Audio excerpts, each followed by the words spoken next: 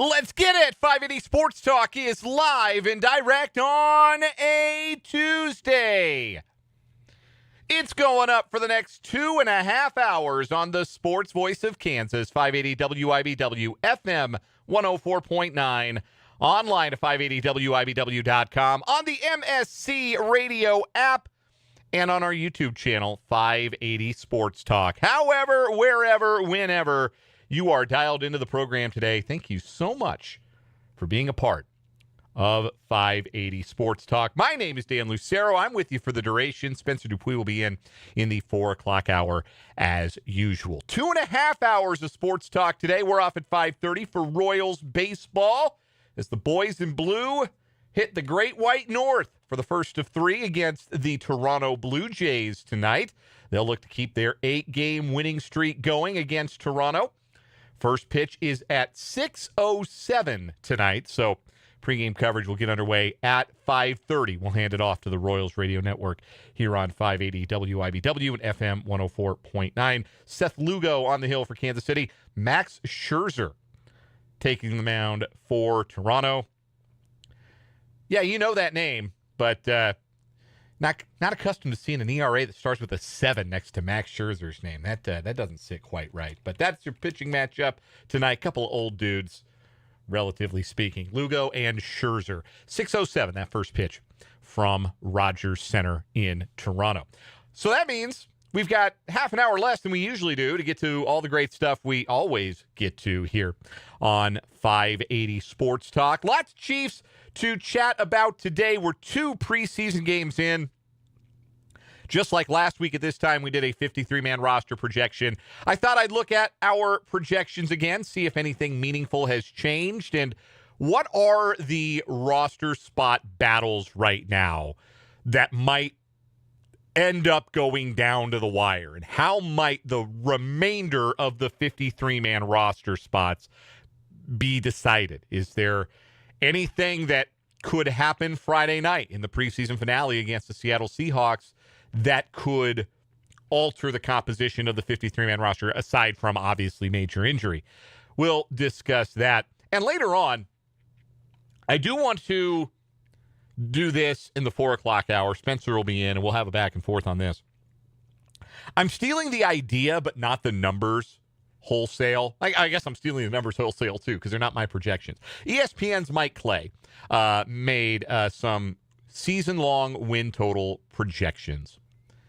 And I am ripping off the conceit from The Athletic today, who asked all of their team beat writers if their own proprietary win projections at The Athletic, done by Austin Mock, if those projections felt too high, too low, or just right. So that's what we're going to do with Mike Clay's projections over at ESPN. We're going to say, are these projections too big? Is this too many wins for this team? Is this not enough wins for this team? Or does this feel about like where they will land? To give you an idea, Mike Clay projects 10 wins right on the nose. There's some decimals in here, but not here. Not with the Chiefs. 10 wins on the nose is the projection for the Chiefs in 2026. Does Mike Clay have it spot on? Is he low on the Chiefs? Is he more optimistic than you? I have a hard time believing that would be the case. And we'll discuss that. We'll take a look at the other teams in the AFC West, the rest of the AFC contender field, maybe some NFC teams too if we get to them coming up later on in the show. Also got some audio from Chiefs practice today. I did well there. I didn't refer to it as Chiefs camp because camp is over. They're back practicing at One Arrowhead Drive. The coordinators, I was looking for the word. The coordinators spoke today. We're going to play you some of what Steve Spagnuolo had to say. Spags was really good today, really informative about a lot of interesting players, interesting position battles going on. So we hear some of what Spags had to say. We'll also hear in full from QB1, Patrick Mahomes, who addressed the media today there at One Arrowhead Drive. So that's coming up at the bottom of this hour. And, of course, we've got another training camp report with the great Mitch Holthus, the voice of the Chiefs. Those presented by Hy-Vee and Azura Credit Union. Mitch will be unable to join us live today, had something come up, but did record a report for us that we will play for you as Rookie Week continues on our training camp reports with a deep dive into Peter Woods, the first-round pick defensive tackle out of Clemson. So you will hear, unfortunately not live, but you will hear from Mitch Holthus in the 5 o'clock hour today for another training camp report, again, brought to us by Hy-Vee and Azura Credit Union. Also joining us on the program today, Michael Swain of Fog.net, part of the 24/7 Sports Network. He will join us for Jayhawk Weekly, again, at the bottom of the 4 o'clock hour. Going to ask Michael what Plan B is for the Kansas basketball roster. They have one. Feels like they might need one. They got 2 roster spots open that it sort of feels like they're holding for Trey White and Melvin Council. What if those guys can't play college basketball anymore? What if they lose in court? What's Plan B for Kansas's roster? And, of course, we'll get more on KU football camp as it concludes this week, because next week, of course, is a game week for the Jayhawks. They open a week from Friday at David Booth Kansas Memorial Stadium against the LIU Sharks. So Michael Swain coming up at the bottom of the 4 o'clock hour. We'll also have our typical, or as much of our typical Tuesday shenanigans as we can squeeze in today. We got What Is Wrong With You coming up, Random Question Tuesday, and a little portion of 580 Sports Talk headlines. Plus, your interaction with the program today. I want to hear from you. Text line is open, 785-272-9429. That is 785-272-9429. Love to hear from you on the text line. Would also like to invite you to join us in the live chat on our YouTube stream. We are live on YouTube every day. 580 Sports Talk is the name of the channel. It's easy to find. Go subscribe. We got some more great content coming as we get closer and closer to the start of high school sports season. So you'll want to go subscribe. Go check us out, 580 Sports Talk on YouTube. And as you watch the show live, jump in that live chat and interact with your fellow listeners. Grow the 580 Sports Talk community. Vance, Christopher, and Mark H. in the chat today. Appreciate seeing you guys. Look forward to hearing from more of you as we go along here today on 580 Sports Talk. They're talking about the thing everybody's talking about. I almost feel like we have to. We have to go here before we go anywhere else. Man, Dolly Parton died. Isn't that awful? Like, not in the sense that at 80 years old, she got her money's worth on the time that she was allotted here on this earth.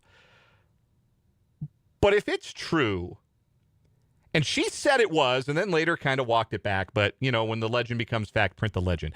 If it's true that Dolly Parton wrote Jolene and I Will Always Love You on the same day, if that is true, how can a person who did that die?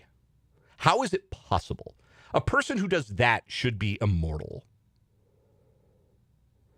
And a person who was so committed to humanity and putting good into the world and treating everybody with dignity and respect and being generous, being a philanthropist and doing so much for kids. Man, that Dolly Parton Imagination Library, if you've got a youngster like I do, oh my goodness, what a wonderful thing.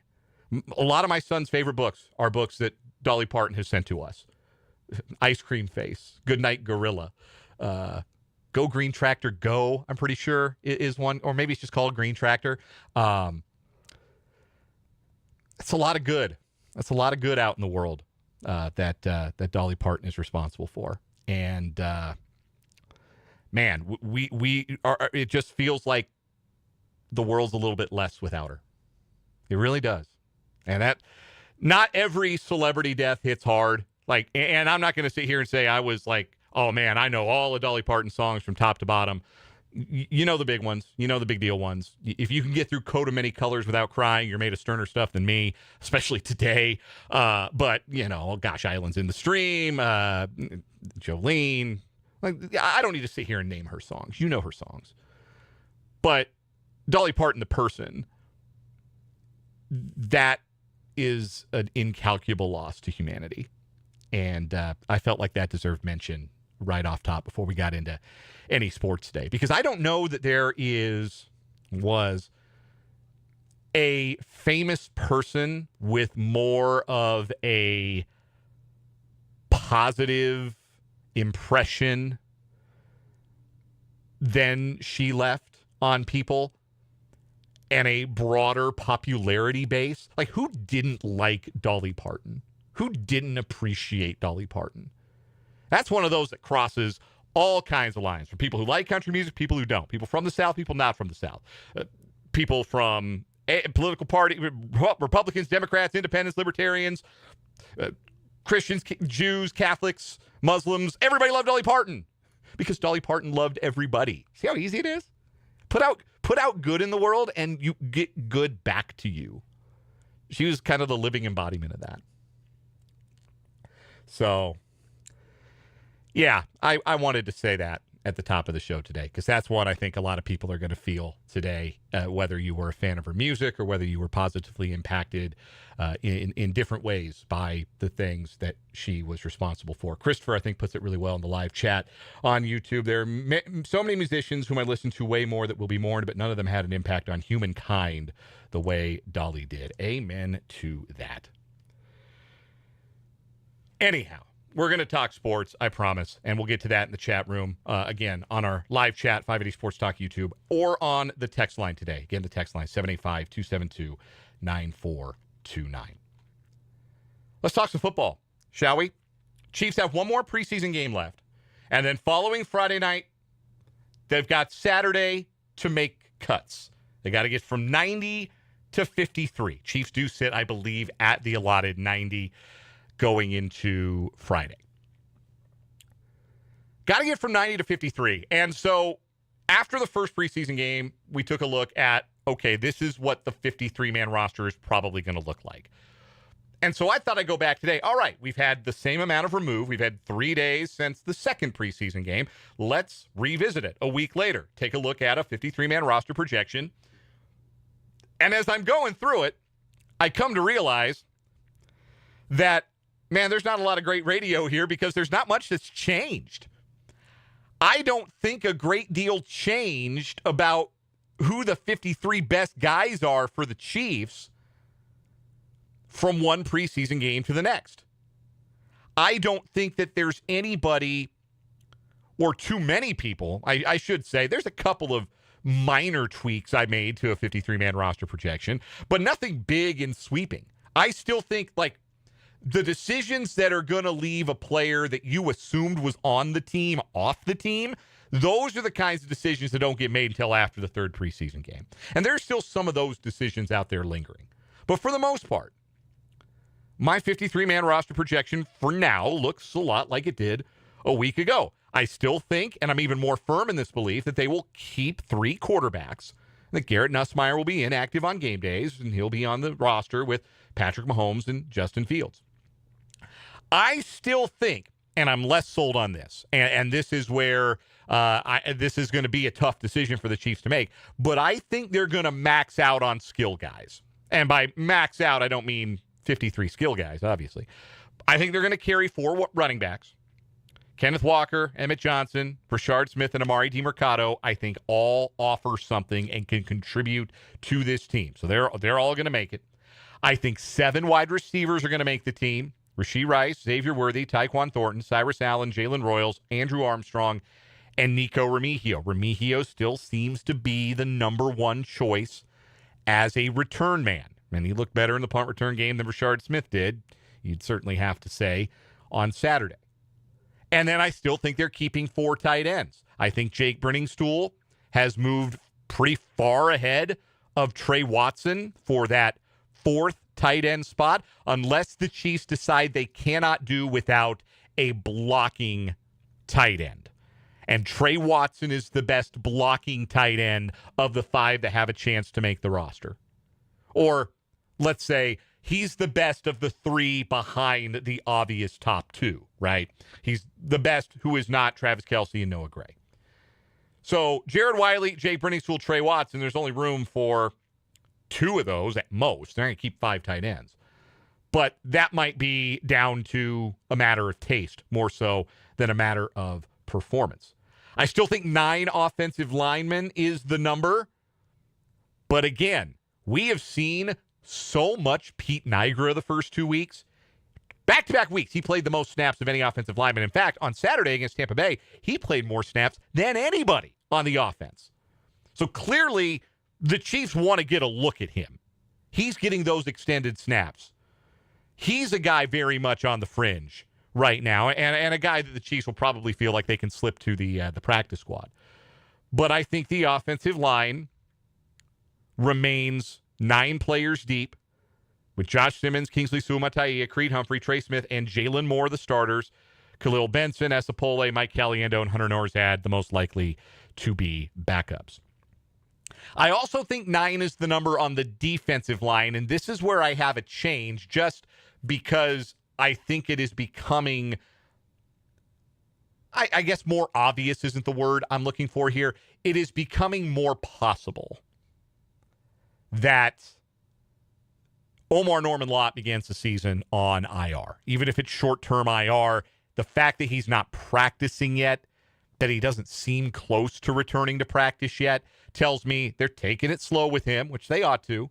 And if he needs a full ramp up to the season and he's not practicing here in this game week, I don't think he can get that full ramp up to be dressed for week 1 in the days in between that final preseason game and the Monday night home opener.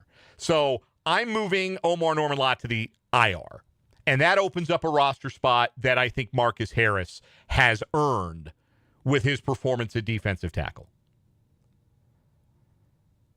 I think he's looked pretty solid the first couple of games. And the Chiefs, again, kind of showing what they think of him, putting him out there a bunch with Peter Woods, putting him out there with the rookie, and giving them an opportunity to be kind of that second choice defensive tackle pairing at this point in the preseason. So Marcus Harris is on the 53-man roster as I see it, joining 8 other defensive linemen: George Karlaftis, Chris Jones, Kairos Tonga, Ashton Gelati, Felix Udike-Uzama, Peter Woods, R. Mason Thomas.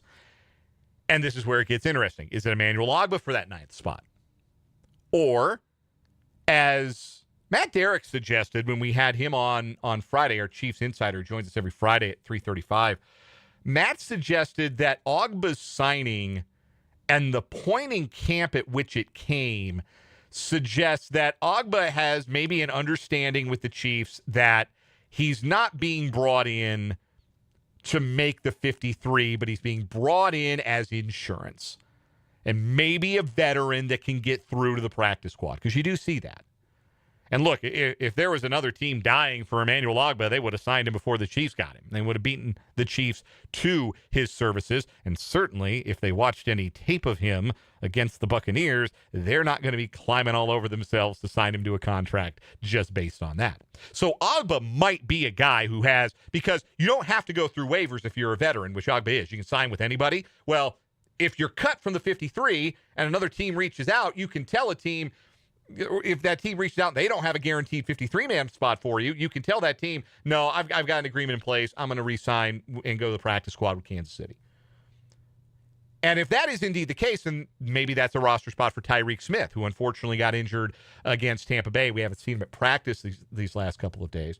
There's also the possibility that Ashton Gelati is not, in fact, ready to go for week 1 and might need an IR stint, and then maybe both Smith and Ogbah make the roster. But that's, I think, a bit of a coin flip right now. I might lean in Tyreek Smith's direction if he was healthy, but if he's not, looks like Ogbah's going to maybe be that 9th defensive lineman.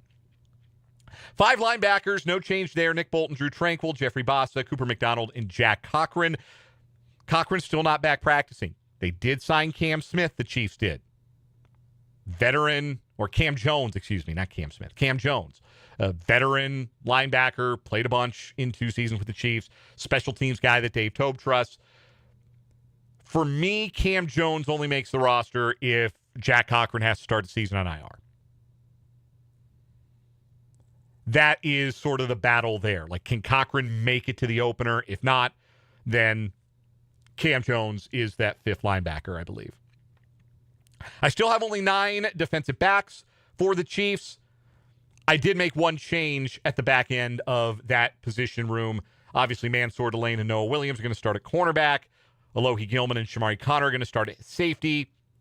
You've got the Jadens, Hicks and Kennedy. You have Chris Rowland Wallace. L'Jarius Sneed, I think, is going to make the team. And then Melvin Smith, I think, now has the edge over Kevin Knowles. Spencer made that call a week ago. I disagreed with him. Now I'm seeing things his way. That Melvin Smith seems to be, just based on playtime, based on opportunity, he seems to be the preference at cornerback. And that also leaves Christian Fulton off the roster. Veteran guy, and Chiefs would have to eat some money to do that, and they may not have the appetite for it. That may just mean that they're easing Fulton in and not wanting to risk injury to him in this preseason, and Fulton ends up making the team over Smith. That's a spot that's wide open. Or, of course, I could have the numbers all wrong. It's the fun of projecting, right? They could keep 10 defensive backs, and then there's room for both Smith and Fulton, or Knowles and Fulton, or Knowles and Smith. But then that would mean not carrying a seventh wide receiver or not carrying a fourth running back. I think they're carrying 4 tight ends. So the distinction there might be, do we want a skill player or do we want another DB? And if they want another DB, or could Pete Niagara be the 10th offensive lineman? They decide they want to keep 10 O-linemen. Part of the game you have to play with the roster there, because you have the ability to elevate players from the practice squad and still keep them. You have a couple of those each year on every player. It probably is going to be easier to get Niagara to the practice squad than it would be to get either Brashard Smith or Nico Remigio to the practice squad. I think they'd latch on. Either of those guys, I think, would find a roster spot somewhere else. So it feels like it's an either-or 3 ways. Smith, Remigio as a skill position battle. And if only one of them makes the team, then that leaves you with an extra DB spot or an extra offensive line spot.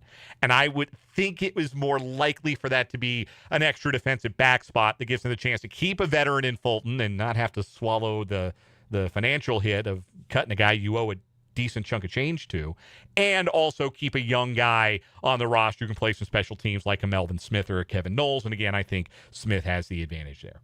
And then the special teams guys are who you think they are. I don't think Harrison Butker's going to get cut. Him, Matt Araiza, James Winchester, that's your 53. What do you think? Do I have it right? Do I have some misguided thoughts on who's going to make this roster? Who would you like to see make the 53 from the back end of the depth chart? Let me know on the text line, 785-272-9429, or in the live chat on YouTube, 580 Sports Talk. We're going to take a quick timeout. We'll come back with your reaction, your thoughts. We're going to hear from Patrick Mahomes and Steve Spagnuolo, their remarks at One Arrowhead Drive from earlier today at the bottom of this hour, about 10 minutes or so. Michael Swain of Fog.net, bottom of the 4 o'clock hour. Mitch Holthus for a training camp report at about 5:15 or so. We're jam-packed today.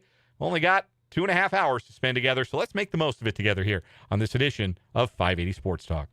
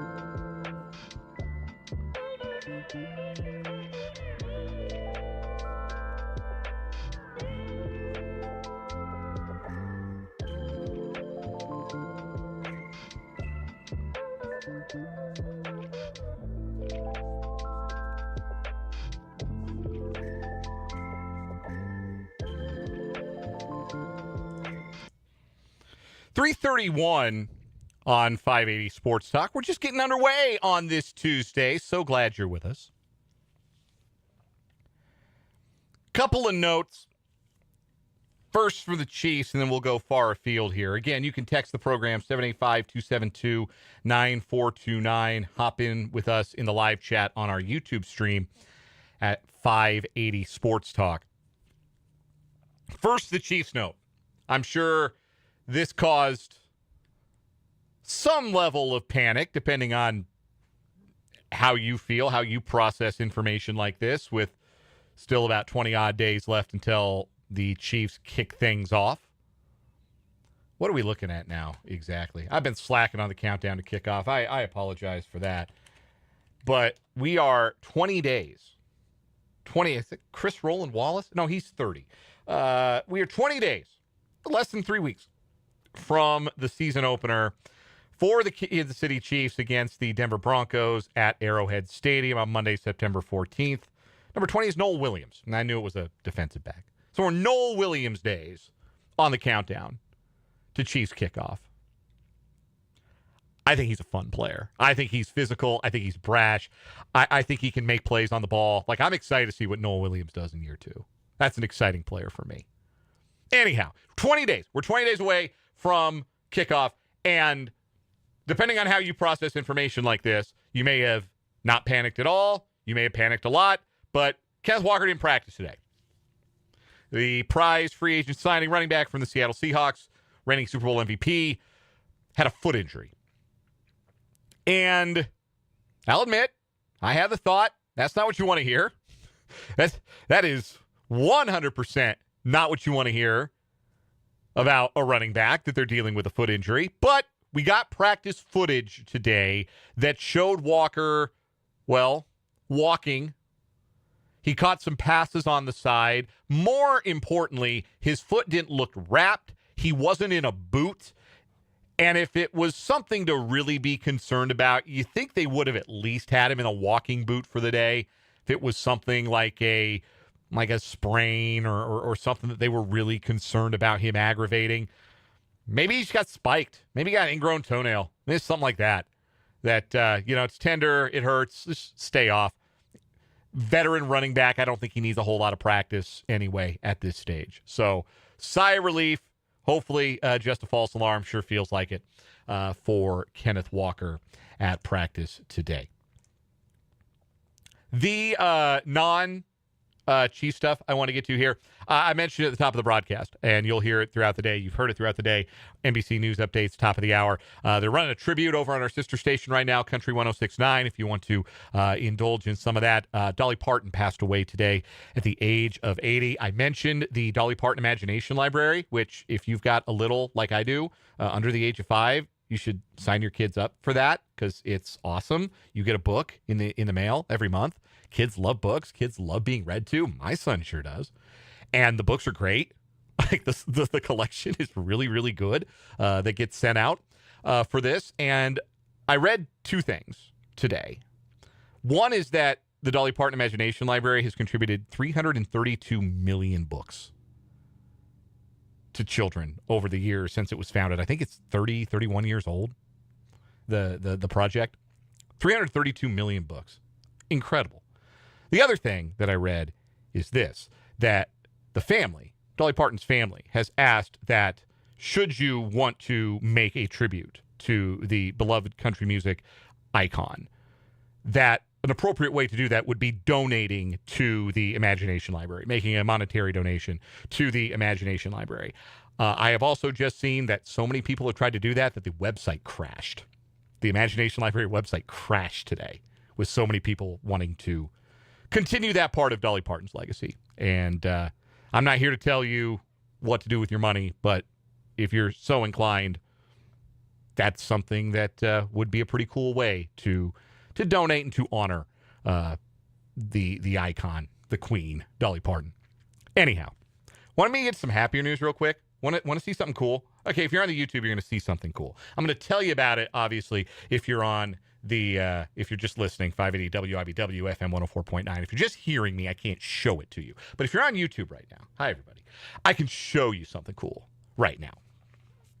I am holding a copy of the 2026 MSC Sports Pigskin Preview Magazine.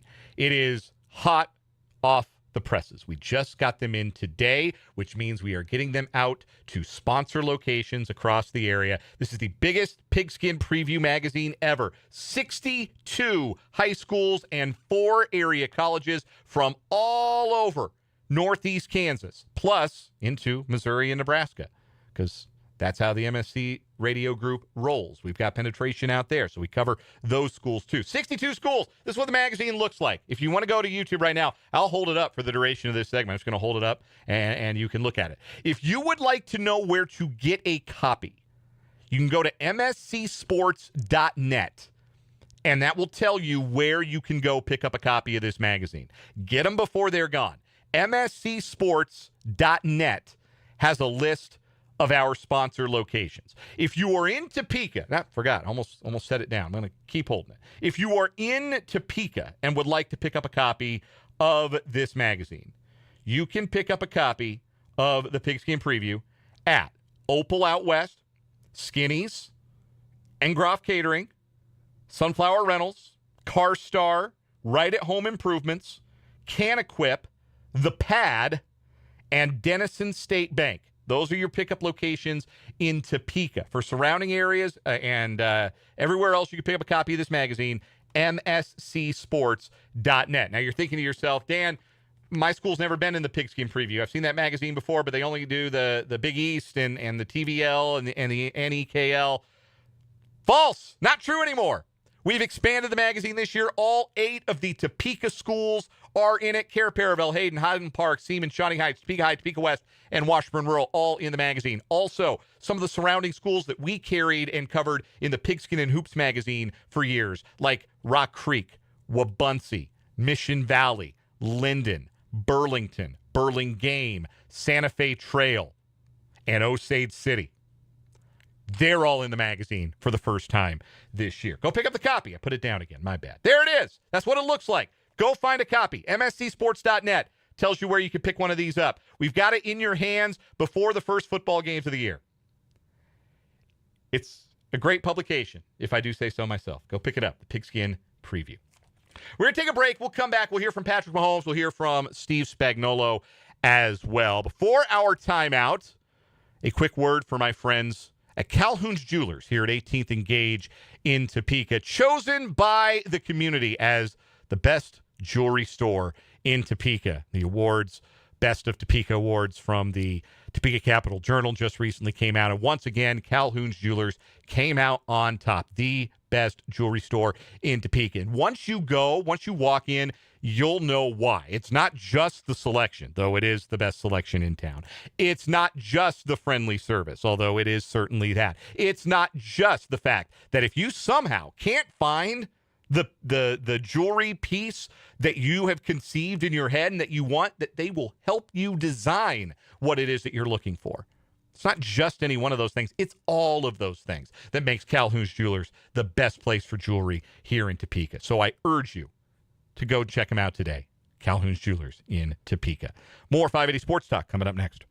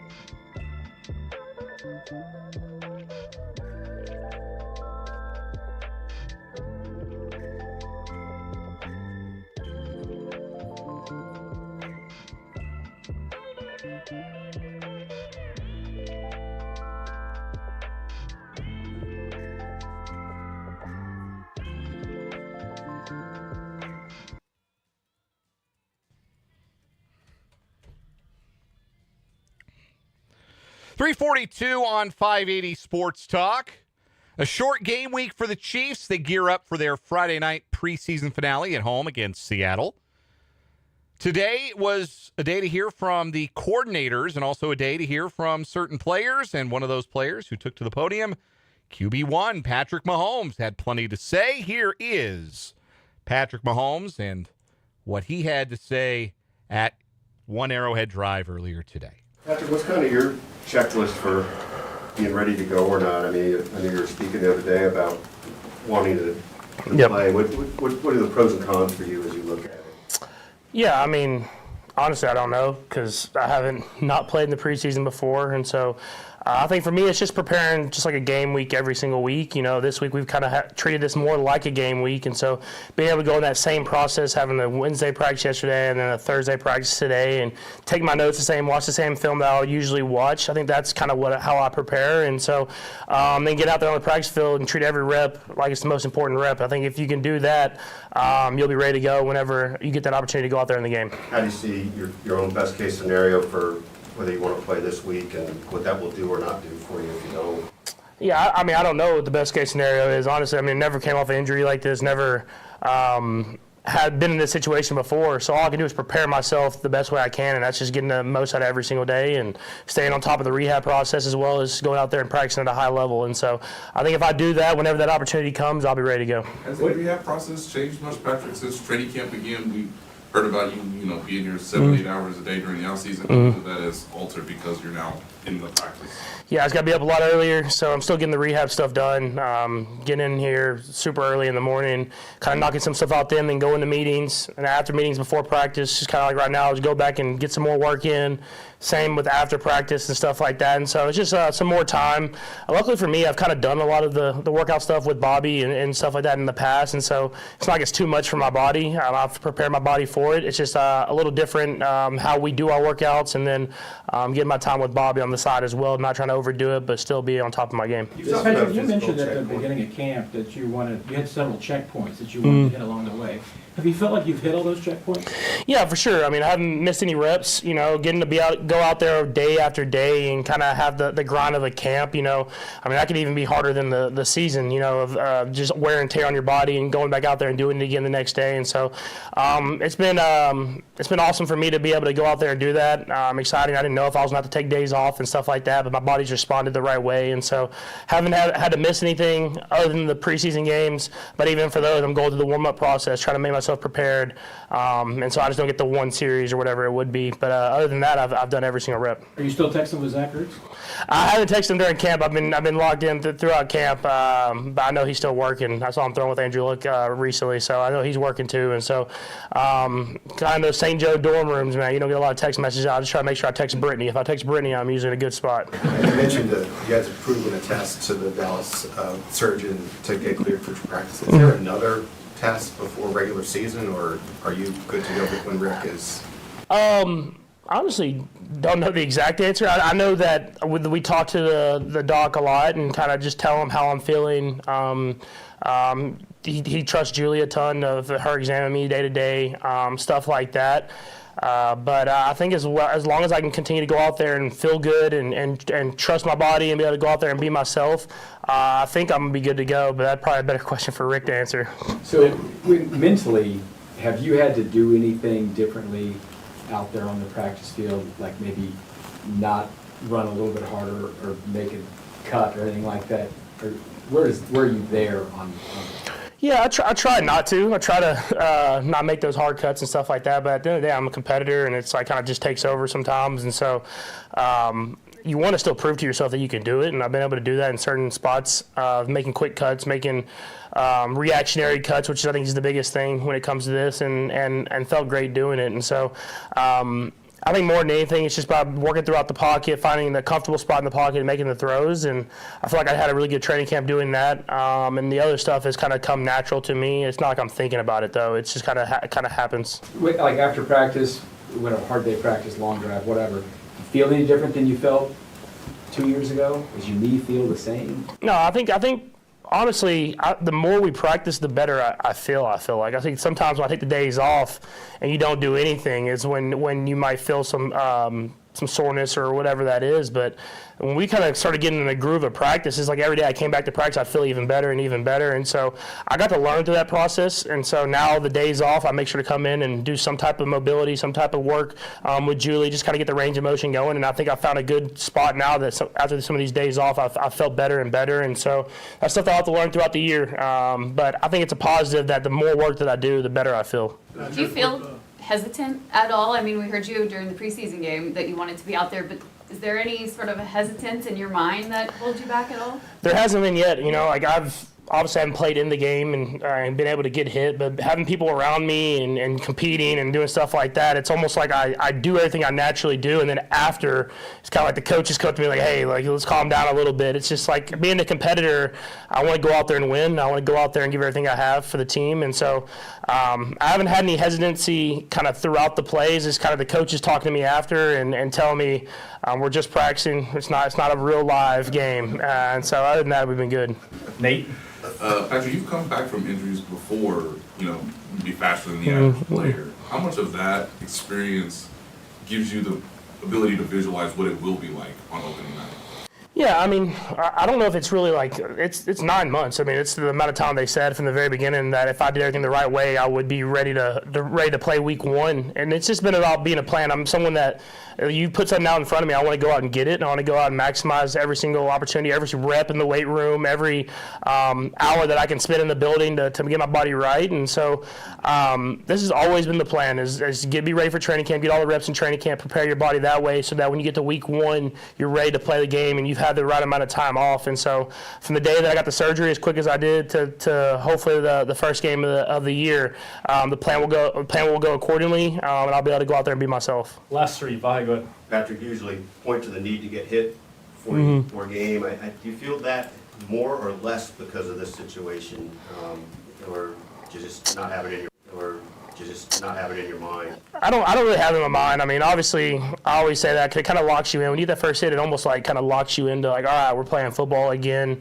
everything like that. But I feel like the last few preseason games, we've been so good blocking and throughout these drives that I haven't taken that hit, and so it'll be kind of that same type of experience. But at the end of the day, when we're going that week one, if I'm able to kind of get through this process and be able to play, that we'll be going up against one of the best defenses in the league, and so I'll have to be ready to go no matter what it is. And you look like you had pretty good burst getting out there to Butker on the. That's why I just like at the end of the day, I just like love football. Like it's such a cool sport where it takes everybody, and so him hitting that field goal, I mean, I was excited, I think, as he was, and so it's just like seeing your teammates succeed, and I want to have fun and just enjoy being out there on the football field again, and so I was pretty excited about that. Last two, Pete and then Speaking Sam. of loving football, we saw you running the scout looks yesterday. I guess what type of joy do you take when you have that role? Yeah, I mean, to me, it's just another rep. Like I'm getting to compete against the defense, and no matter if it's going first or if it's getting an extra rep on scout team or whatever that is, I'm gonna compete. Like that's just who I am, and I like being able to go out there and go against Chris Jones because it's always fun talking trash to him. So that's always a good time. Sam? Patrick, you played with a lot of rookies before, with receivers like Xavier and Rashid, and then pretty much your whole offensive line. What is required when you're going to depend on a rookie, whether it's Cyrus this year, maybe Khalil? Like, what's sort of required to help integrate a rookie to be ready? Yeah, I mean, there's going to be mistakes, but I think it's just about them learning quickly, and then trusting the guys to go out there and do their job and make the plays. The coaches aren't going to put them in there unless they're ready to go, and they have to know that too. And so they just got to go out there and be themselves and play the game the way they've always played it, and play it hard, and go out there and cut it loose. Like a lot of times you don't want the thinking. The thinking's where you get in trouble. It's you've got here for a reason, so go out there and execute that. That was Patrick Mahomes earlier today. Let's hear from Steve Spagnuolo, a little bit of what the defense coordinator for the Chiefs had to say. At this stage, how much are you sensing some clarity when it comes to the cornerback hierarchy? Yeah, I mean, we still haven't, you guys know we still haven't had LJ out there very much, so that's a piece of the puzzle. But certainly Noel and Mansour have done a good job out there, along with the other guys, Christian and Melvin. We got another game to kind of evaluate it. We'll see where we are. We're kind of moving some pieces around. And then, Halloui didn't play, and, so we're working through that. And Jamari's not out there right now. So we got a lot of moving pieces right now. Hopefully, as we get into next week, all that stuff will start to take fold. When it comes to Peter Woods, Yeah. obviously you guys are high on him. Yeah. What do you want to see him improve the fastest to be ready? Him and I were talking a lot yesterday about his footwork. There was one play, and I've talked to him about that often. And he's a conscientious guy, and so he wants to do well, and he's been working on it. But there was a play in practice yesterday where he kind of got his feet tangled up, and it gets him in trouble for a big, powerful guy. I think they can make some plays for us, but probably footwork more than anything. How do you see some of the other guys on that cornerback group kind of fitting in when you got guys like Singleton competing and Kovu and Knowles as well? Yeah, it seems like a lot of guys out there. I mean, Kevin made a nice play yesterday. I don't know if you guys were still out there for that, but this game will tell a lot. I mean, we'll see where Coach Reed's going to go in terms of time for the so-called first group, but I think this game's pretty important for a lot of those guys to weed it out. I mean, you guys all know it becomes a numbers game, and we can't keep everybody, but I would have liked to have gotten Cater a couple more reps last week. He didn't get in there quite as much as we had planned. I talked with him about that. Hopefully we can get him some more reps in this game. When you speak to the value of Chris Rowland Wallace, you've had him for... Yeah, that's a great question. I'm glad we brought that up. He's playing a lot of spots right now.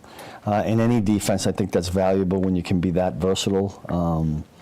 And he's been, listen, you guys know his story and his journey. He comes in here as an undrafted guy and opened up some eyes, made the team. I can't remember if it was practice squad or the 53, but he has just kind of done that every year, and he's become a real reliable player for us. So hopefully he can do some things.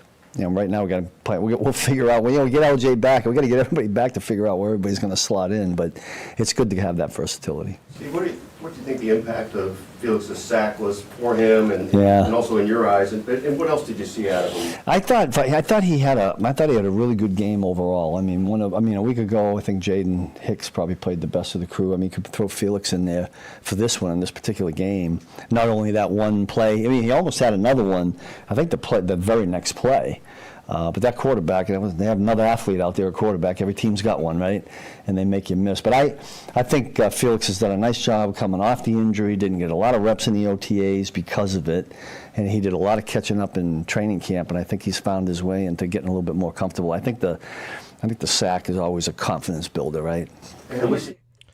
That was Steve Spagnuolo speaking earlier today, a bit of what the defensive coordinator had to say. Some nice praise there at the end for Felix Anudike-Uzomah having a really, really nice preseason.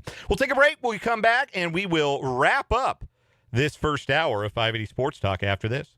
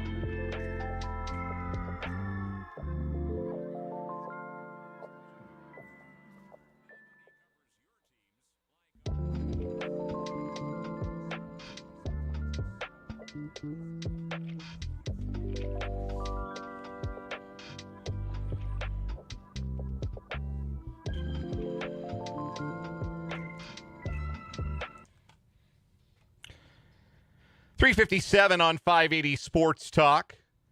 Coming up in hour number 2 of the program, projected win totals for the upcoming NFL season according to ESPN's Mike Clay. We're going to do a little Goldilocks and the Three Bears with them. Are they too big? Are they too small? Or are they just right for the teams in question? Chiefs projected for 10 wins on the nose. No funny business. I'm not rounding up. I'm not rounding down. 10.0. 10 win projection for the Chiefs. As it stands right this second, how does that feel? Too optimistic, too pessimistic, or does that feel about right for the 2026 Chiefs? We'll discuss that. Plus, we've got What Is Wrong With You and Jayhawk Weekly with Michael Swain, part of the 24/7 Sports Network at fog.net. He will join us at the bottom of the 4 o'clock hour to talk all things KU. Mitch Holthus at 5:15. We're off at 5:30 today. Thanks for being here. Stick and stay after this news break. We got hour number 2 coming up on 580 Sports Talk on WIBW.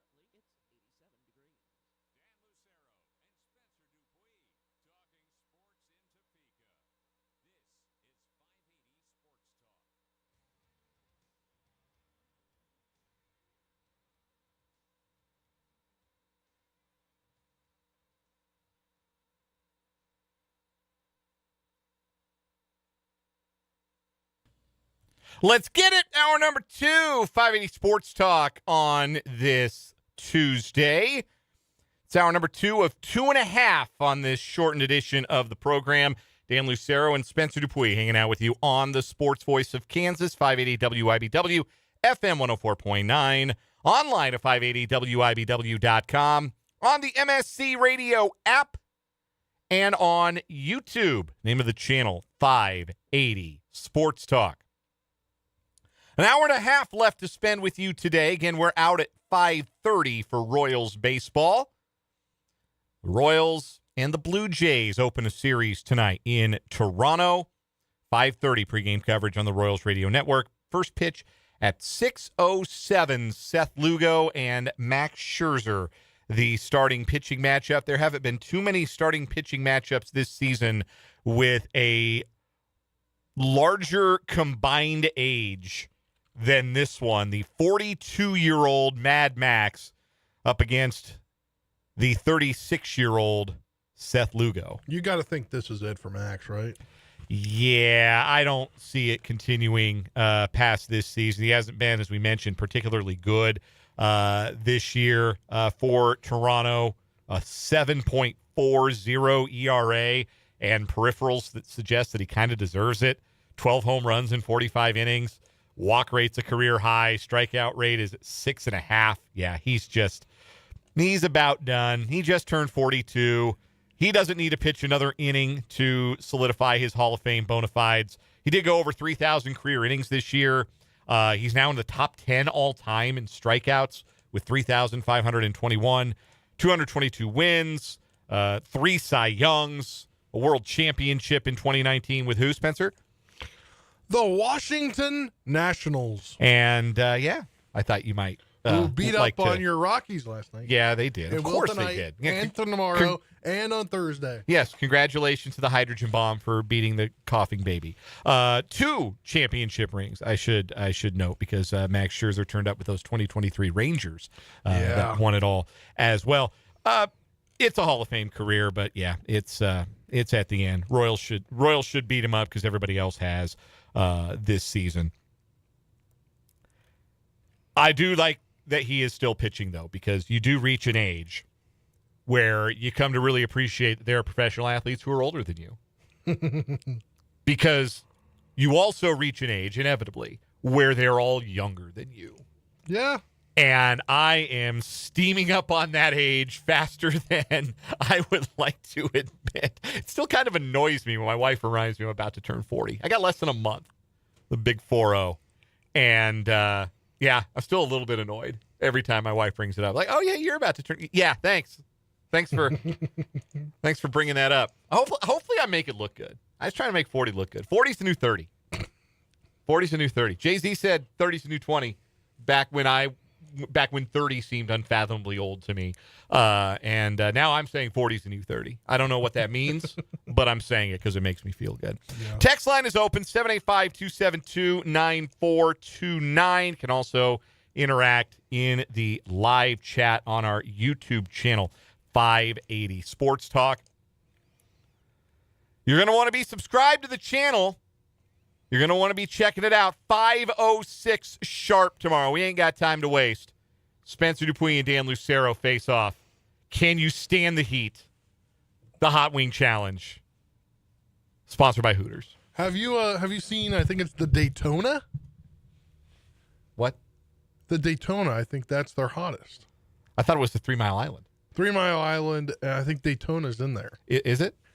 Yeah, I think. I don't know. I haven't done the scouting report. All I know is they are providing the wings, and we thank the good folks at Hooters who have like the best happy hour deal in town.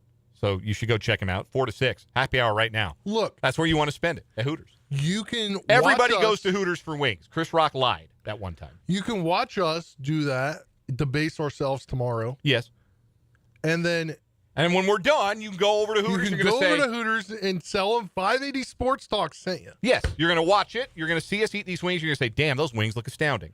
And then you're going to get on over to Hooters and enjoy the best happy hour wing special in town. Yeah. So we're looking forward to that. We're going to eat the wings. It is not a how fast can you eat the wings. It is not a how many wings can you eat in X amount of time. It is simply, can you stand the heat? Can you bear the heat of the hottest sauce on offer? Now, I know there's going to be somebody out there, well, their wings aren't that hot. You know, there's a hotter wing.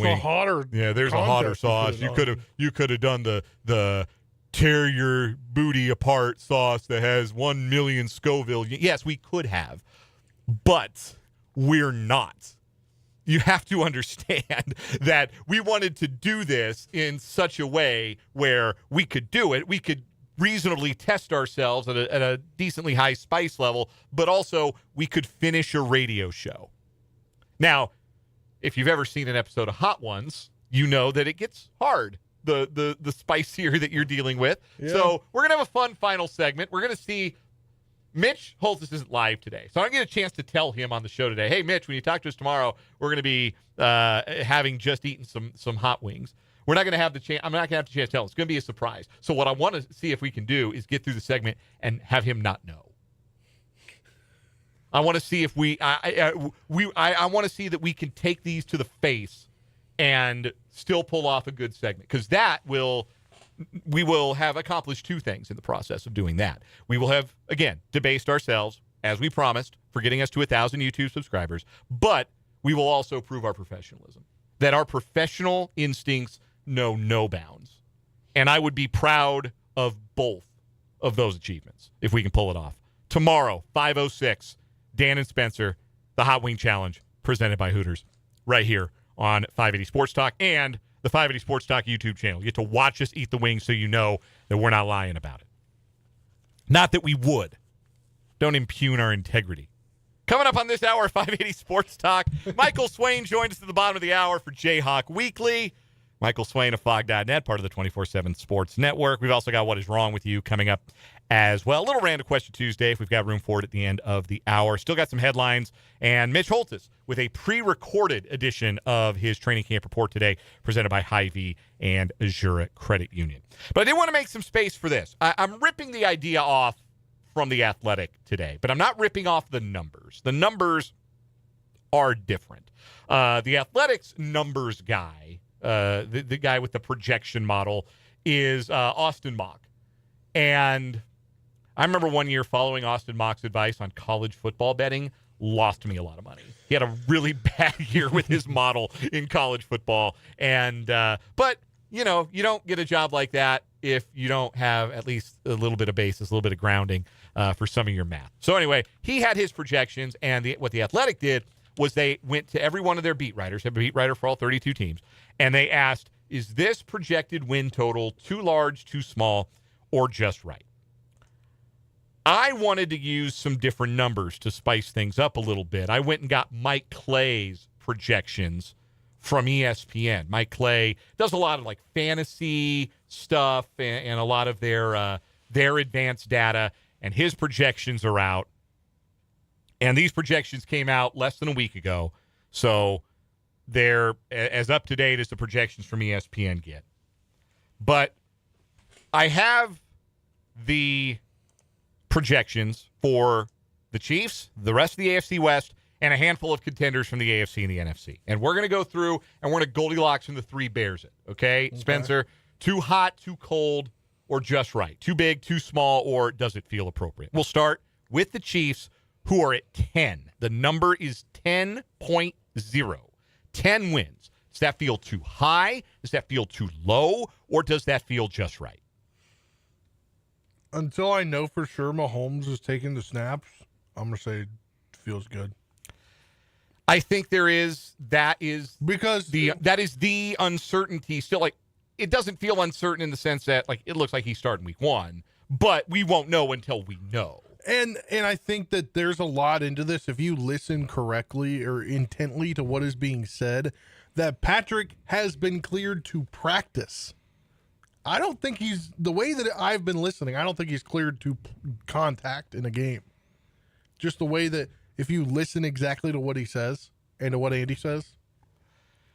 So I don't know. I think that's just them being cagey. I think that's just, old school coach, veteran coach, a lot of caginess. I would be startled if it's not Mahomes for week 1. I mean, he's been out there doing everything with the ones. Like, it'd be different if, Mahomes is out there and he's doing some stuff in 7-on-7s, but boy, they get to the 11-on-11s, that's a lot of Justin Fields with the first team. Like, I would feel differently about it. And it could be a bait and switch, and then that's what they do in game week, where it's all Fields with the ones. Like, it is certainly not a 100% lock. Yeah. But I think it's pretty close. I think that any of that is just a bit of I just want to see him on the field. A bit of gamesmanship. No, I understand that. I also think, though, that even with a healthy Mahomes for week 1, even with Mahomes, let me rephrase.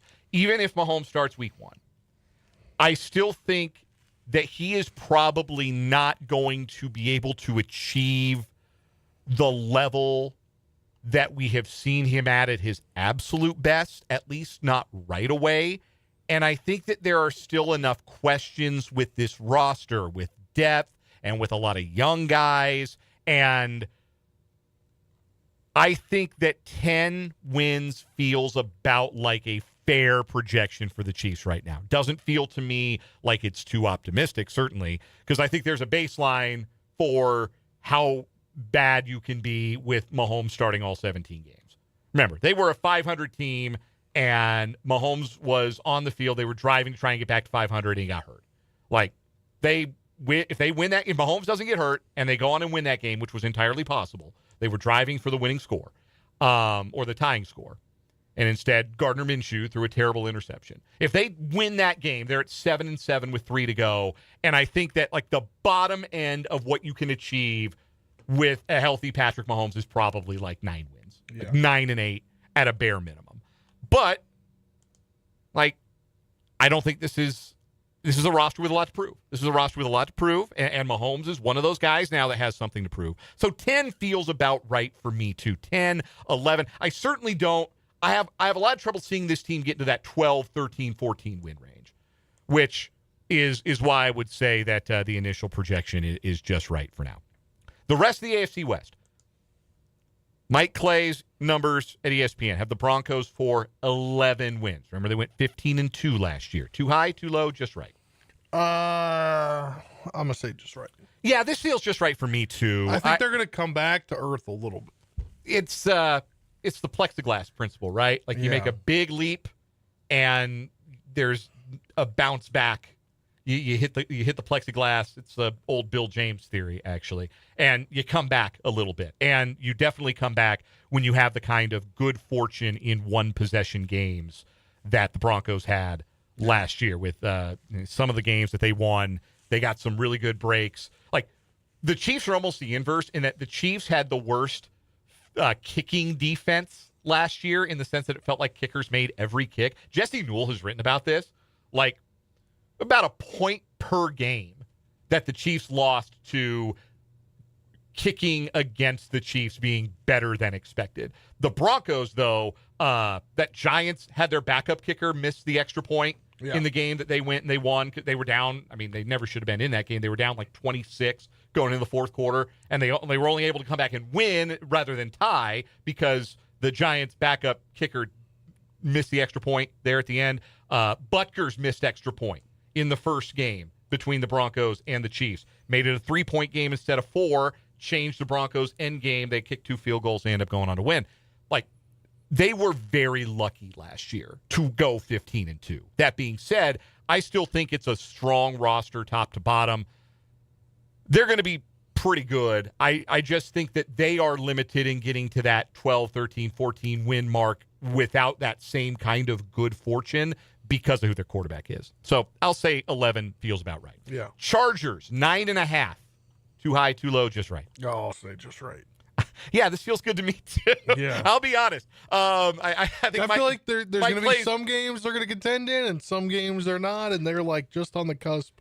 If you added a few more pieces, they'd be a 10-win team. Mike Clay's cooking here. Tyler Biadasz loss is huge. I don't know if these projections were updated to reflect the loss of Biadasz at center. It's also a really, really hard schedule that the Chargers have, and they could be a team that's better than their record because they just get chewed up in a meat grinder of a schedule.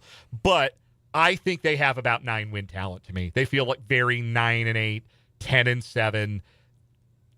Jim Harbaugh's too good a coach, and Justin Herbert, for all you think of him as a playoff quarterback, he is too good a quarterback to be in a situation where they're going to bottom out. Exactly. So, but I just don't think they have the juice to run. I don't think they're as good as Denver, and I don't think they're as good as, if it all comes together the way it could for Kansas City, I don't think their ceiling is as high as Kansas City's ceiling. The Raiders, 4.7. The numbers get a little funny here. The Raiders, 4.7 wins. Too high, too low, just right. So at that point, I'm going to say 5 wins. You can round up to 5. I'm going to say too high. Wow, you think they're going to be really bad, huh? Yeah. See, is Kirk starting the year? Clint Kubiak won't commit to that. I don't. Okay.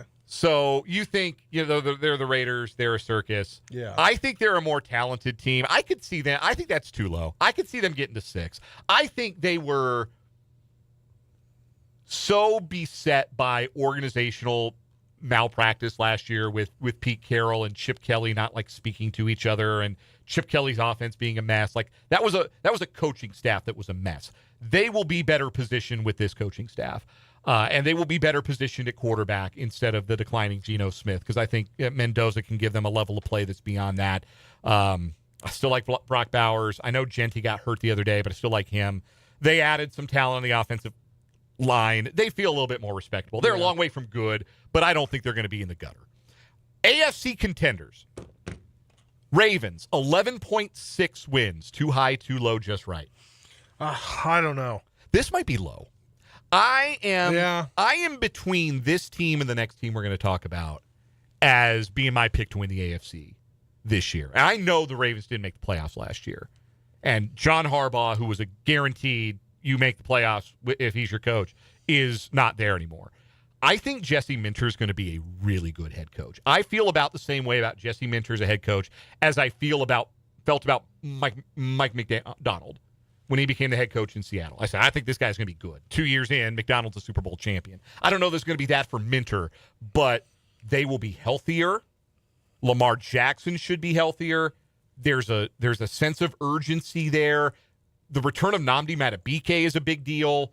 Like, I think that's a really talented team that just was beset by injuries, and it got stale last year. Now it's a little bit fresher, and they should be healthier, and I think that might be low. I think the Ravens could end up with the best record in the AFC when it's all said and done. The Texans, 9.5 wins. Too high, too low, just right. I'm going to say just right. This is too low. They're going to win the South on a runaway. And I'm saying this as somebody who believes still in C.J. Stroud. And maybe I'm in a diminishing group of people who think that C.J. Stroud has the capacity to be an upper level, and I got to be careful, upper level. I'm not putting him in the Mahomes, Allen, Lamar, Burrow class. But could he be in that next class of starting quarterback? He looked like he could as a rookie. The next 2 years have not been as good. The last time we saw him in the playoffs, he stunk. But having a bit of a healthier wide receiver core, adding Kayshon Boutte to Tank Dell coming back, they've got a good ground game. David Montgomery's a nice addition.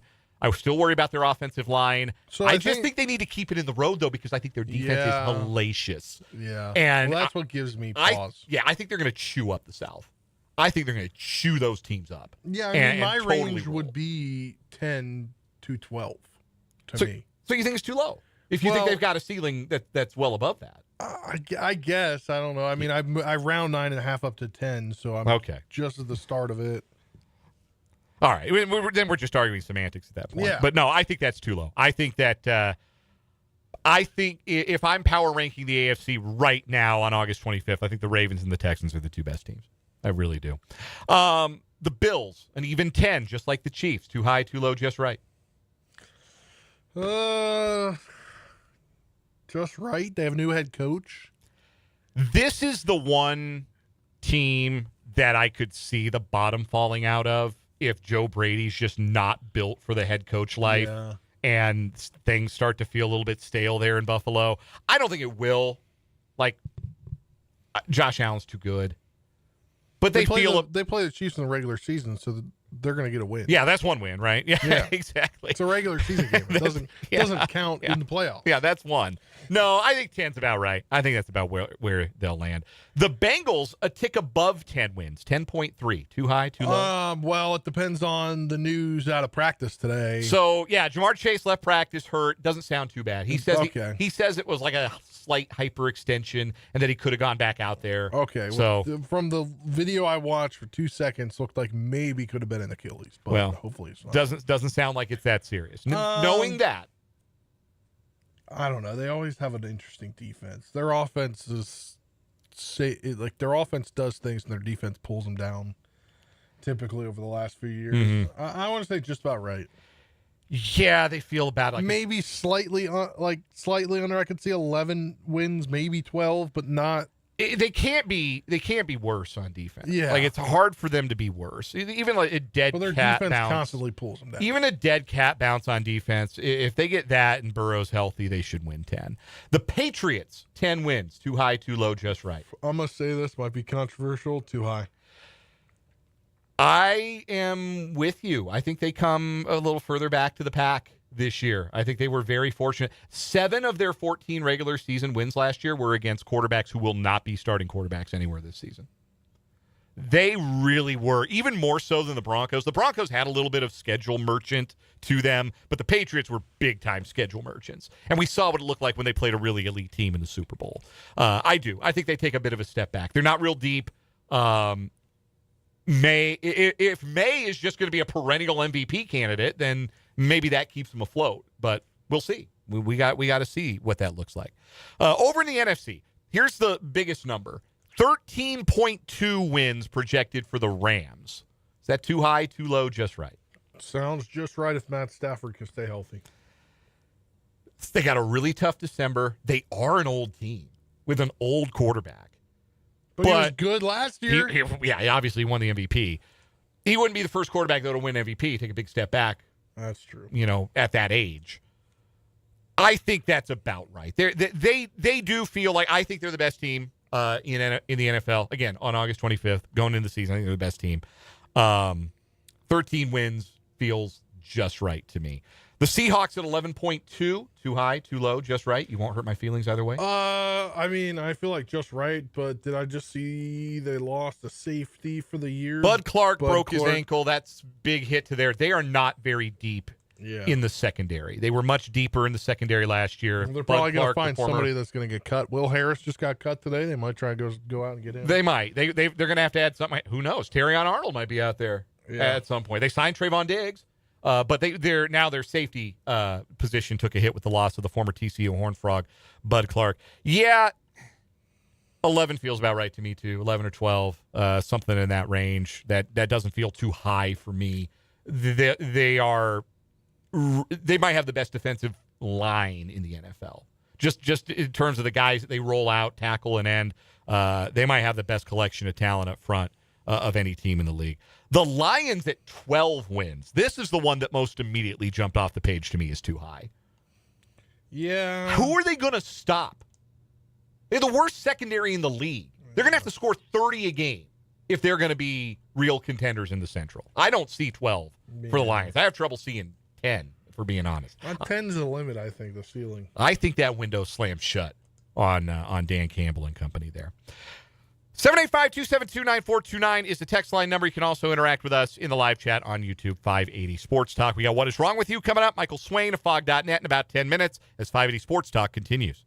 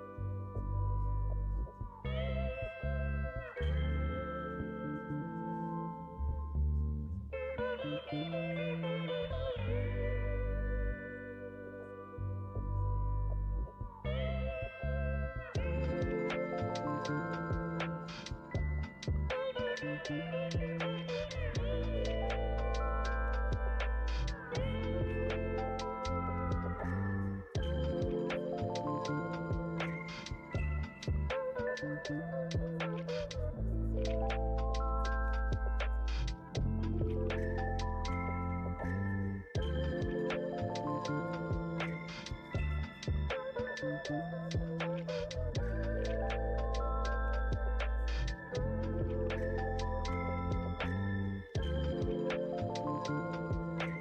Jayhawks, the Wildcats to the Royals. This is Topeka's only local sports talk show. 580 Sports Talk.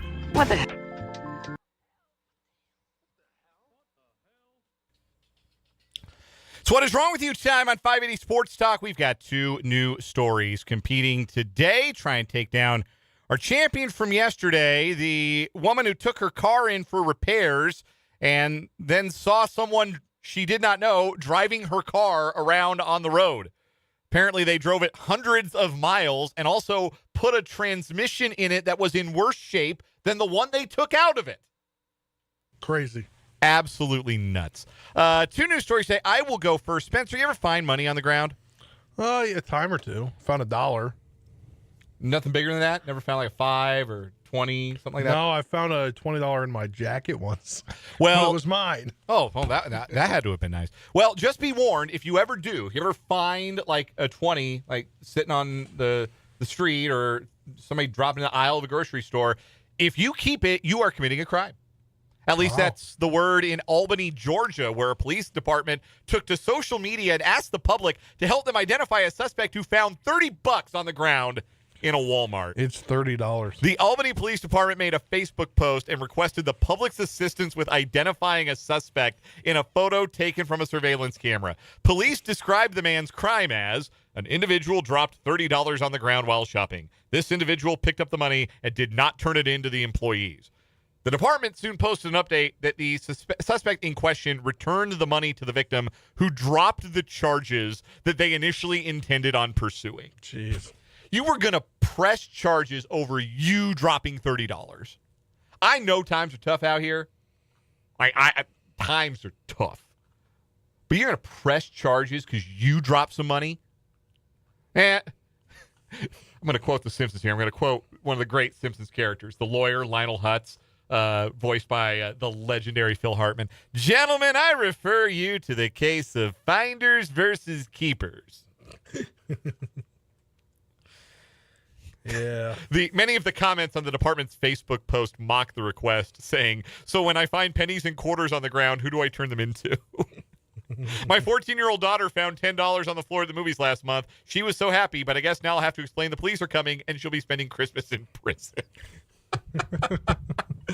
Man, people are funny over on the book. All right, your story today. Yeah, it's pretty straightforward, but wild. And why would you do this? Perfect. What is wrong with you? A Florida man is accused of stealing a car, was arrested after he led police on a chase to the jail parking lot, according to the Orange County Sheriff's Office. The Sheriff's Office shared a video of the chase on Facebook showing the suspect turn the stolen car into Orange County Jail's parking lot. The suspect was then spotted getting out of the car, jumping a fence, and running toward a pond on the property. He was quickly located on the property, taken into custody, and sent to jail. Well, not exactly, but you know. So this happened at night? Yeah. So, well, yeah, it looks like when they've got him on surveillance cam, yeah, the sun is going down. Yeah. So I wonder if did he know that he had driven to a jail, or was it just like, hey man, any port in a storm, I gotta get out, I gotta ditch the car and run. I don't know, but it's hilarious. Drive yourself to the jail. No, I'm watching the video of it right now. Like he's running. Oh man, every vehicle in this parking lot is white. That's crazy. They have whites on top. It says correctional facility. He had to be. Yeah, if he wasn't paying attention, he had to be cursing his bad luck. That's pretty funny. He drove straight to the jail. Got out of the car, started running, jumped on the jail property. I wins today. I think that beats our winner from yesterday. Yeah. He led the cops straight to a police chase straight to jail. They didn't even have to transport him anywhere. That was like a fine wine. You had to swirl that one in your mouth a little bit to get all the notes, all the flavor for that one. That's going to be our winner today. That's going to be our winner for the week. Or continue on as our winner this week on 580 Sports Talk. Again, we'll have our semifinals for August on Friday and our championship on Monday, August 31st for the month of August. Michael Swain of Fog.net joins us after this break. But first, quick word of support to my friends at Eagle Auto Wash and Detailing Salon here in Topeka, the locally owned choice for the brightest shine on the road. You love a clean car. Who doesn't love a clean car? Nicely vacuumed out, maybe a little new car smell in it so it smells nice. It's pleasant to drive around. Maybe you started driving carpool again with school back in session, and there's food and crayons and french fries and stuff all in your interior. You need to get vacuumed out. You need your car taken care of. The place to go is Eagle Auto Wash and Detailing Salon, where Ultimate Wash Club passes start as low as $19 a month to get unlimited washes. Soar with the Eagle once a week. Eagle Auto Wash and Detailing Salon in Fairlawn Plaza in Topeka. Back with Michael Swain after this on 580 Sports Talk.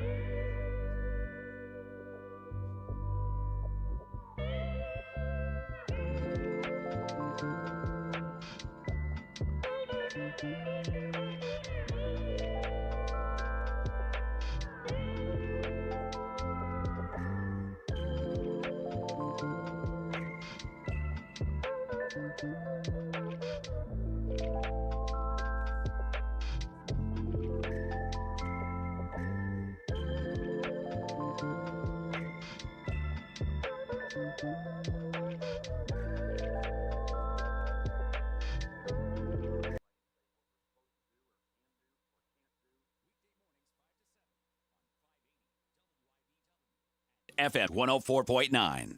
You want some violence? I'll show you some violence. Catch every second of Chiefs football right here. The war's coming.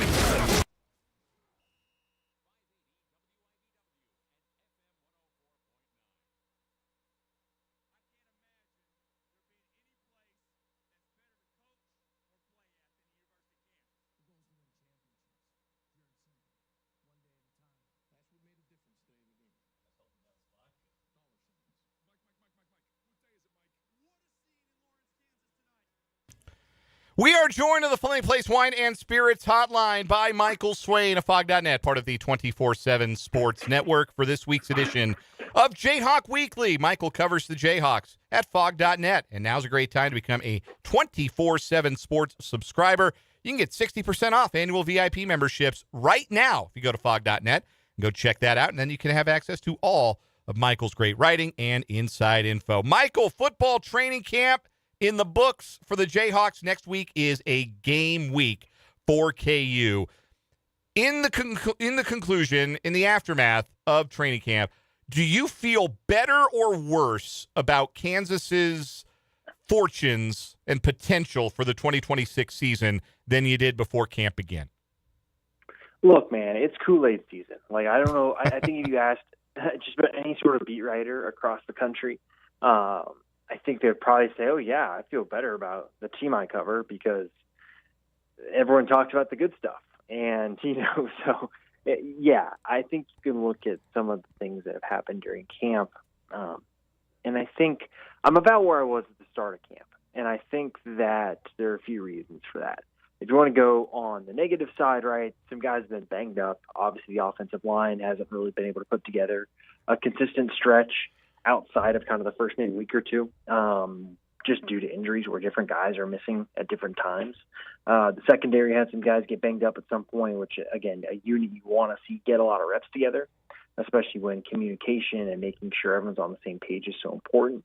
So those are two things that probably keep me from saying like, oh yeah, I feel incredible about how KU's going to look this season.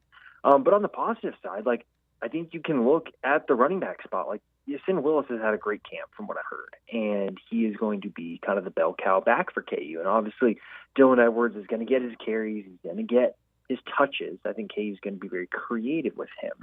And then you can look defensively. Like defensive end has really come along over the course of camp. Now you go into the season feeling really, really good about the top four, and then you got a fifth in Garrett Martin who has really improved over the course of this year. So, and that's compared to maybe feeling good about kind of 2 to 3 guys at the start of camp. So I think that's a position where you feel better at. I think linebackers come along where Bam Crouch has had a good camp after being slowed in the spring with an injury. So that's a position you'd expect KU to take a step forward this season. So I think if KU can just get healthy over the next 10 days and get some guys back and get some consistent practice time for some of those guys, I'm cautiously optimistic about KU. And I can say that, and the schedule's still hard. And that's kind of the juggling act I kind of have when I try and project what the season looks like. Still no indication what direction the wind is blowing regarding who's going to start at quarterback. Do you think this is mostly gamesmanship at this point, or do you feel like – I'm not asking you to predict who's going to start. I'm asking you to predict, do you think that Lance Leipold and Andy Kotelnicki know who's going to take that first snap against LIU? Hot take, I think they may put both quarterbacks out there on the first snap against LIU. I'm not even joking. Yeah, I think that happened, 2022? They had 3 running backs with Devin Neal, Daniel Highshaw, and who was the last one? Kai Thomas. Yeah. And they put all 3 out there for the first snap.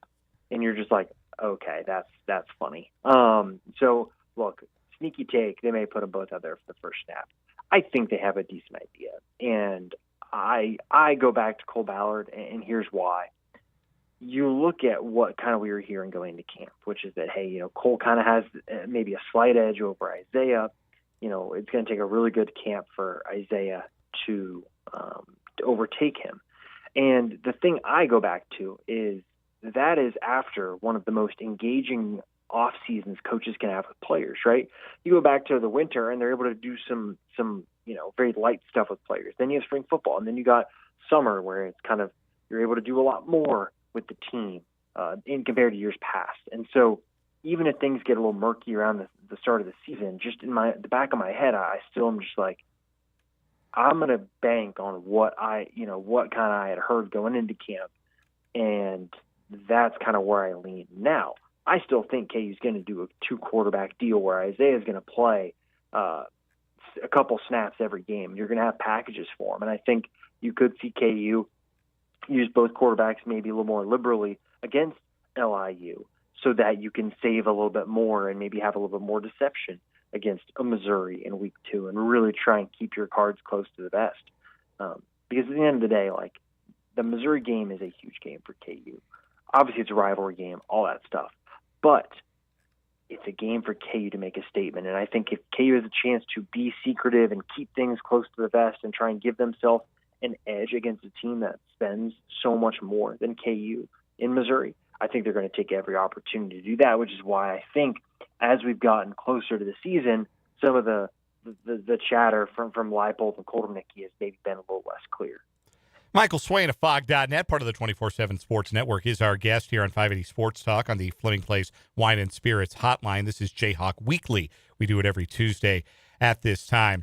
A name that's come up a lot in this camp has been defensive end David Santiago. He's had, by all accounts, a really impressive camp and might have even worked himself into the conversation to be a starter opposite Leroy Harris as the bookends on KU's defensive line.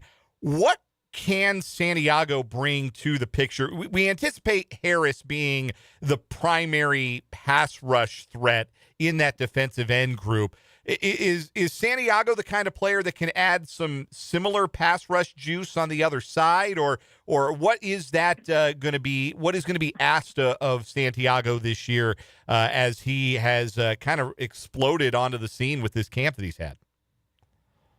Yeah, I think he's someone that gives you some versatility. He can play what they would call the stud role, right, which is the guy that kind of plays in slides inside the tackle sometimes, kind of think of what Justice Finkley did last year. And I think that you look at what Dave has improved on, and he has worked really hard on his pass rush. So that's something that you're expecting. Okay, he should be able to maybe offer a little bit. The coaches say that Dak Brinkley is the best pass rusher of the group in terms of just pure pass rush ability. So you like what you have on that kind of rush end spot with Leroy and Dak and what those guys can offer. And then it's kind of a question of, okay, how can you put it together on the other side, and how are you going to kind of mix and match your pieces? Are you going to move Leroy over there? You're going to have both Leroy and Dak on the field at the same time. Like, there are different things you can do. And so David emerging in a way that he has just gives KU more options, where I think at the time maybe they thought, okay, he's probably just a rush end guy, and maybe you move Leroy over to stud, and that's where you go. But the fact that over the course of camp, David showed that he can play that other position, I think that's such a huge key for KU to be able to really, give the coaches more depth and optionality at the defensive end spot, where maybe last year you really didn't have that as much. So it's been a great camp for him. He's one of the guys I think I'm really intrigued to see, because if you look at his PFF numbers and what he did at Michigan State, he had decent production while playing kind of a smaller role. So you extrapolate that out and think, okay, he's taken a step forward. He's going to play more. What sort of production could he put up? And I think he's a really intriguing person to watch in the first kind of month of the season. How do you feel about the depth at wide receiver? I know there was a little bit of concern that Cam Pickett wasn't practicing there for a while. That concern seems to have maybe deflated a little bit. But how does the depth at that group feel right now? You've got Pickett, you've got Nick McMillan, who, like Pickett, is a MAC transfer who's been productive. Najee Cox transfers in after a productive career elsewhere. You've got some guys who've been around, Keaton Kubeka and Tate Nagy. How do you feel about beyond Pickett and McMillan feeling like guys who you can count on to be productive? The rest of the depth at wide receiver is shaking out. Yeah, you need the guys to stay healthy. KU did it last year. They, really relied on kind of 4 wide receivers over the course of the year, and had a little bit of injury luck. Obviously, Bryson Kancey got hurt early, and that's why it wasn't a kind of a 5th guy you feel good about. This year I feel similarly. Right? They got to stay healthy, and I think Pickett missed some time, like you said, and I think he's someone that should be ready for week 1. But then a question again: how much are you going to play him against LIU if Missouri is the next week? I think he could be someone that dresses and maybe plays a handful of snaps, and that's kind of it. I look at McMillan, and I think he could be a really good option for KU. And then it comes down to, if you're looking at the depth chart, right, who's going to start in that 3rd spot. I think it'll probably be Keaton Kubeka, who's had a good camp. Najee Cox had a really nice spring. I think he will offer some kind of 50-50 ball, deep play threat. So it's a room that I think has some intriguing pieces, but man, if you lose Pickett or McMillan for a couple weeks or for any sort of long-term injury, you're looking at the room and you're kind of questioning, okay, is the mixture of top-end talent and depth there? And I think that's where your concern would come up. A little bit longer with Michael Swain of Fog.net, part of the 24/7 Sports Network. This is Jayhawk Weekly on 580 Sports Talk. Michael, the continuing saga of will they or won't they plays out in the courts. The latest development, a stay granted to the NCAA in that Colorado case that would have been a blanket waiver for eligibility of all those class of 22 players who played 4 years in 4 years. That puts Trey White's eligibility in limbo. We know that Melvin Council's eligibility remains in limbo in a separate case. Should be a hearing on that fairly soon. What's plan B for the Jayhawks basketball roster with those 2 spots if they're not able to go back to a class of 22 player or not able to retain Council? Not much, I'm not sure what you expect, right? You look at it, and basically there's the lawsuit in California that's gotten a couple guys eligible, and then I believe Louisiana has one as well. But outside of that, Ohio got to stay, I believe. And so it comes down to next Friday for Melvin, and it comes down to, how quickly can Trey White get something going. I think White was one of the guys that was banking on the Colorado case continuing to serve as kind of a class-wide injunction. So it's going to be a question of how quickly can you get something in the works. And as of right now, I'm not aware of any lawsuits that have been filed. Now, granted, I'm not going to know everything here, right? They could file something in Maine for all I know, and that's going to be hard for me to track down. But in terms of filing something in, like a California or a Kansas, like I've not seen anything come through yet with Trey White's name on it. So going to be a wait and see. Obviously, classes start now. I think that it's just going to be one of those deals where Kay's going to hope that, the injunction for Melvin goes through next Friday, and that Trey can get himself on a lawsuit that potentially could get him a temporary injunction to be able to play this season. Michael Swain covers the Kansas Jayhawks for Fog.net, part of the 24/7 Sports Network. There's a sale on right now to become a VIP subscriber for a year. You'll get access to all of Michael's outstanding writing and inside info at Fog.net. Join us every Tuesday for Jayhawk Weekly. Michael, it's a game week next week. We made it. We'll talk to you next week. Sounds great. Thankfully, we're there. We're there. We made it. That is Michael Swain. We'll take a timeout, come back, wrap up this hour, 580 Sports Talk with a quick Random Question Tuesday.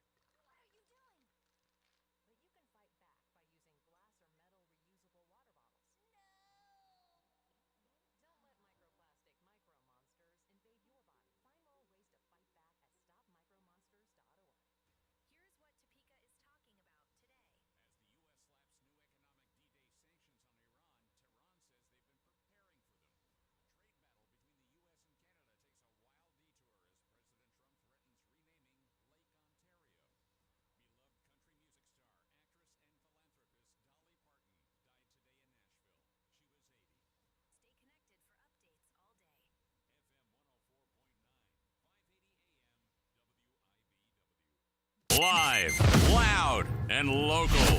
The sports voice of Kansas. I'm a kind of a big deal around here. 580 WIBW and FM 104.9.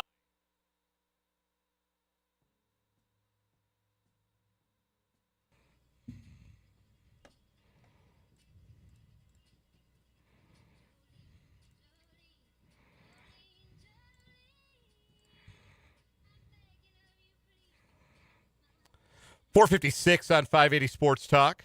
A fitting tribute coming out of the timeout from Spencer behind the boards. Yeah. Dolly Parton died at the age of 80. You had a Dolly-related, not what is wrong with you? Nothing was wrong with that woman. She was the saint. You had a Dolly Parton-related random question today. Yeah, what is your favorite Dolly Parton song or performance? I got three. I got this song, Jolene. Actually, four. I got I Will Always Love You. I've got Working 9 to 5. And then when they did that special on, I think, ACMs or something, where they did I Will Always Love You, Country Roads, and another song I can't remember off the top of my head. And they had all of country's greatest legends singing it. Huh. And it was so amazing. Yeah. The best song she ever wrote is Jolene, but the best performance of one of her songs, the best original, Coat of Many Colors. That song just crushes you. It's unbelievable storytelling. And only Dolly Parton could have written that song. Only Dolly Parton could have written Coat of Many Colors because it's a true story. The Coat of Many Colors was hers. And it is just a gutting. And I couldn't get through listening to it. I don't even think I could read the lyrics today without crying. It is that kind of song. So that's my pick. I had a sort of a similar answer in that question, rather, in that vein. Texter from 785 says, "I Will Always Love You" was their wedding song, one of their wedding songs. So that's pretty cool. Yeah. What have you been listening to lately? You're a big music guy. What's on repeat? What are you listening to lately? Let's look at my repeat on Spotify. I've been listening to everything country, man. Oh, sure. But all the new stuff. Anything in particular you're really enjoying? An album? Or I'm really enjoying Cody Johnson's new album. Okay. Charles Wesley Godwin's new album. Okay. Obviously still running it back with Luke Combs' new album. Noah Kahan's new album. Okay. And Zach Bryan's new stuff. There you go. I'm really enjoying artist, or I guess it's a band, but it's really one guy. Wild Pink just put out a new album last week. Really, really liking that. It's kind of described as an alt country-ish album, so I don't know. Maybe you'd like it if you gave it a spin. We got a short final half hour 580 Sports Talk with Mitch Holthus next.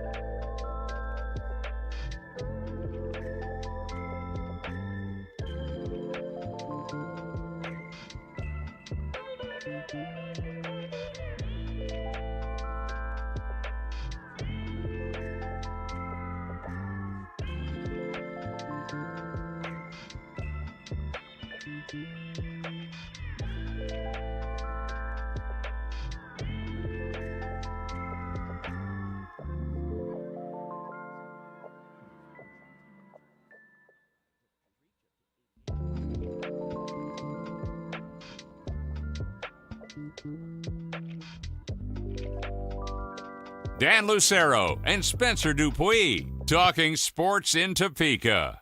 This is 580 Sports Talk.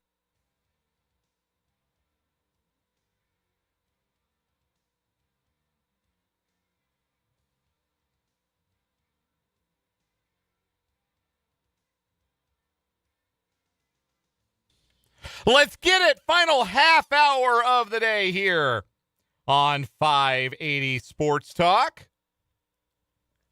Dan Lucero, Spencer Dupuis with you here on the Sports Voice of Kansas, 580 WIBW, FM 104.9, online at 580WIBW.com, on the MSC Radio app, and on our YouTube channel, 580 Sports Talk. Mixed reviews for the interstitial music, apparently. Our guy Lenny, not a fan. Welcome into the chat, Lenny. Welcome in everybody else hanging out with us. Are you discussing the music that's played during the during on the stream? I think that's what they're talking about. Yes. That wasn't my idea. Hey, you're the one behind the. He would blame me if he saw me do it, but he's giving you a hard time. Dan, it's your music. You I picked did. it. I did. That is true. He's giving you grief, but I picked the interstitial music. I had 4 options, and that was the one that I thought was the least offensive. And apparently, it's offensive to Lenny the Cool. Listen. Not everything is going to have 100% approval rating. So that's just how it goes. But appreciate you guys hanging out in the chat today on the YouTube channel, 580 Sports Talk. Text lines open as well, 785-272-9429. Just a half hour left today here on the program as we will hand things off to the Royals radio network at 5:30. The Royals and the Blue Jays open a 3-game set in Toronto at, I still have to fight the tendency to call it Skydome, at the Rogers Center tonight. You ever thought about going to Toronto and staying in the hotel? I think that would be pretty cool. It would. I keep seeing it in videos online, especially during the summer, like people go see your team in Toronto. You don't even have to leave your hotel room. You don't. You stay in the hotel and watch the game from there. Yeah, can't beat that. Royals and Blue Jays open the 3-game set, 6:07 first pitch. They do things a little odd up in the Great White North. Can we please just have one after a certain time? Like, can they all be the same decimal across the board? You know, for a long time, White Sox games started at 7:11 because they had a sponsorship deal. They did. That's a good sponsorship. They did. Deal. Yeah. Shout out to the marketing people for getting that done. So I don't really understand the rhyme or reason behind, like, some teams start their games at 40 past 6. Some teams start their games 5 past 7, 10 past 7, 15 past 7, 7 past 7 in the case of the Blue Jays. And I don't know the I was rhyme or always reason the behind 05. that. The Nats are always 05. Uh-huh. So I always like 11:05 first pitch, 12:05 first pitch, Right. 1:35 first pitch, 6:05, 6:35, 7:05. Yeah, Royals have been 10 after either the top or the bottom of the hour as long as I can remember. That might not be what it has been forever, but that is just as long as I can remember. Again, you'd have to write to the teams or call the front office and ask them yourself, because I don't know the logic behind all that. But anyway, so we've only got half an hour left to hang out. Go ahead and set the lineups while we've got a chance here. We got Mitch Holthus coming up in just a little bit. Not joining us live today. Had something come up, something else prohibiting or preventing him from being on with us live today. But he left us with a short training camp report that we're going to play you here in just a little while. A training camp report brought to us by Hy-Vee and Azura Credit Union. But then following that, we got Royals baseball. Battle of right-handed veterans, couple of graybeards on the bump, Seth Lugo and Max Scherzer. Royals will go for their 9th straight win with Carter Jensen leading off and catching, Bobby Witt Jr. at short, Vinny Pasquantino at first, Salvador Perez hitting cleanup and DHing. Michael Massey will bat 5th, then play second base, followed by Nick Lofton at third, Isaac Collins in left, John Raven right, and Kyle Isbell in center. Still no Jack Caglione. That ankle continues to nag at him. The lineup for the Brewers, I had to go and check a player's reference page for their first name right away. Brett Bateman is the starting center fielder. He will lead things off. Nathan Luquez is the right fielder. Vlad Guerrero Jr. is at first base. Vlad Guerrero Jr., I think this is still true. I feel like I would have heard that this was not true if it was no longer true. And I'm double-checking to make sure. Vladimir Guerrero has hit as many home runs at Rogers Center this season as you have, Spencer. What? Vladimir Guerrero Jr. Oh, I heard it. Has I just not can't- hit a yeah. home run Wow. in a home game this season. 218 at-bats, no home runs at home. That's brutal. To say the least. How many home runs total does he have? 7. He hit 23 last year. He has a season in his career with 48. That's Didn't he just sign a new contract? Last year, he signed a 14-year contract. Yeah. And he has no home runs at home. That's the most unbelievable stat. Dan, you're going to say this and he's going to hit multiple. I know. home runs He's gonna break the streak this series for sure. That and Cal Raleigh hitting $160 are the most unbelievable stats of the season. And Raleigh hit 3 dingers last night, so maybe he's snapping out of it, which would be just in time for my fantasy baseball playoffs, which I would appreciate. Thumper. I might have to get him back in the lineup because I have benched him for the last 2 months. Played him in weeks. Anyway, nobody cares about my fantasy team. Vlad Guerrero Jr. hits third, plays first base. Kazuma Okamoto is the third baseman. He leads the team in home runs. He bats cleanup. The DH is Jesus Sanchez. Ernie Clement plays second base. Andres Jimenez is the shortstop, batting seventh. Brandon Valenzuela does the catching. Miles Straw is in left, batting ninth. That's how things will shake out tonight for the Royals and the Blue Jays. We got Mitch coming up here in just a second. We've also got some headlines to get to, just a couple of these. I'll start with this headline. The Big Ten Conference has passed a rule that stops players returning from the NFL for playing for one of its schools. Any player who has declared for the NFL draft and did not withdraw, appeared on an NFL roster, or signed a contract with a pro league cannot be on a Big Ten roster, the league announced Tuesday in a statement. Athletic directors in the Big Ten unanimously approved the rule.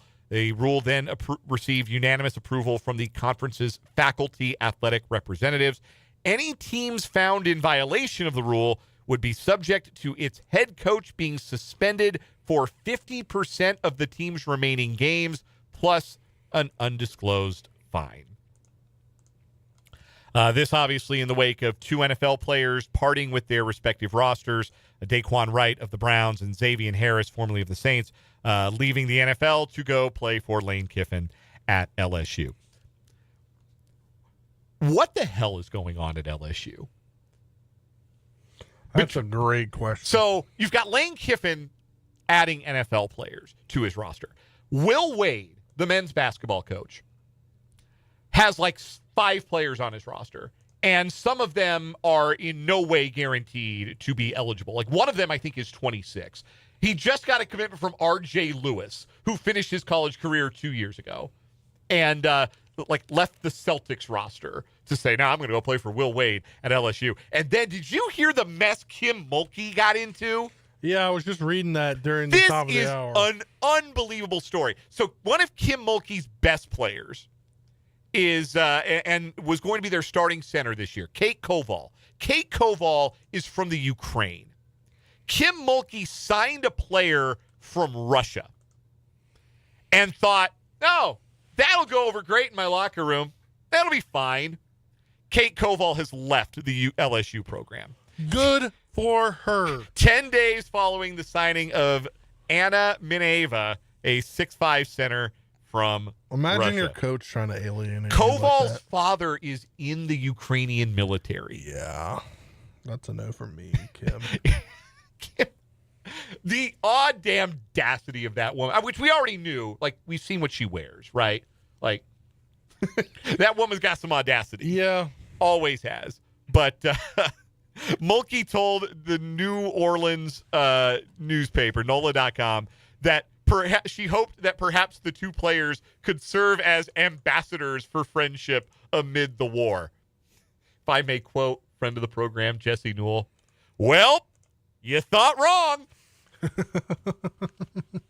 Insane. Like, I need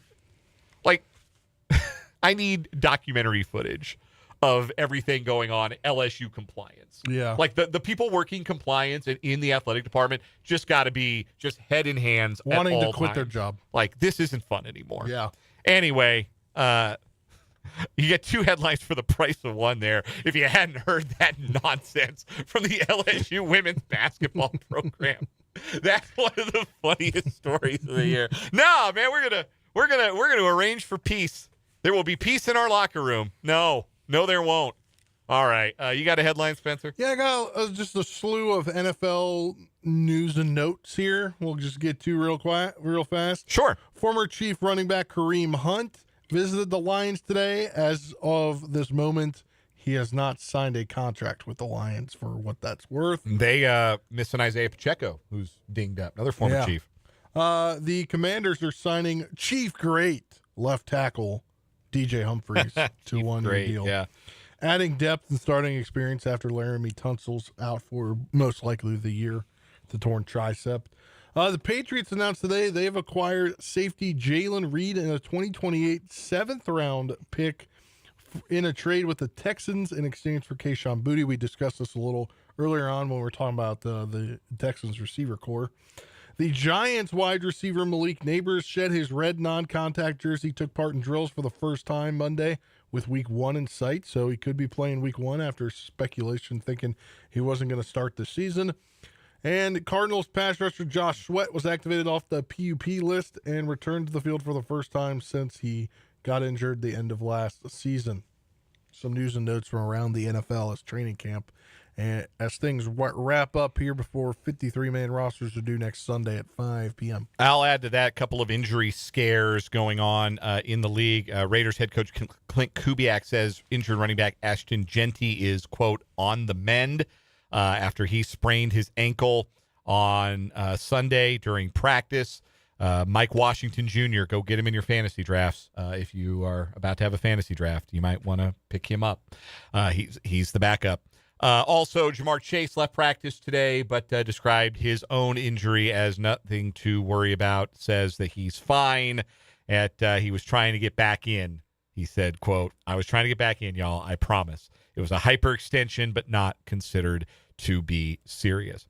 And 2 days after San Francisco 49ers owner Jed York was arrested in Ohio, Coach Kyle Shanahan and linebacker Fred Warner said Tuesday that York's situation has little to no impact on what the team is trying to accomplish on the field. I'm sure. There are additional details about York's arrest for solicitation of prostitution. Apparently, he texted the fake prostitute in question 3 times. That price was a negotiation. Bro, you're a billionaire.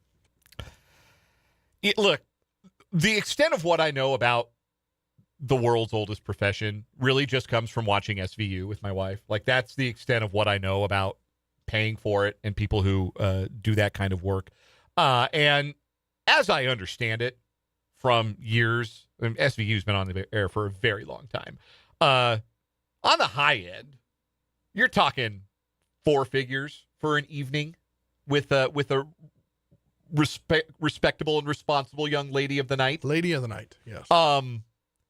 You're talking, 4 figures for some of the high end there. $140. 720s. You think he put a rubber band around him or rolled him up into a nice little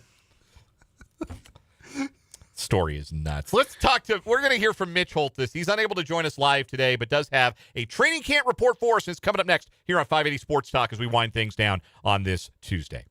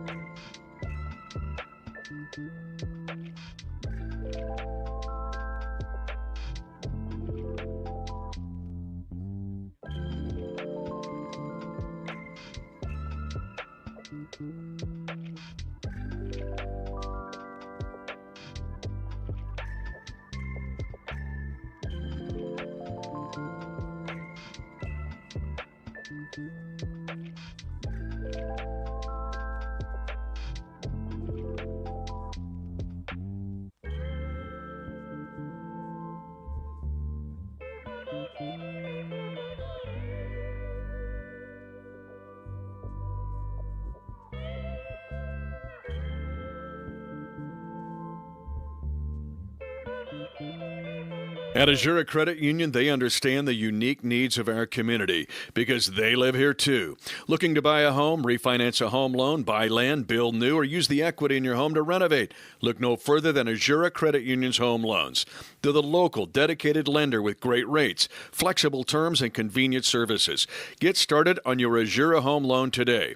Visit AzuraCU.com. Equal housing opportunity. Terms and conditions apply. Subject to credit approval. NMLS number 405418.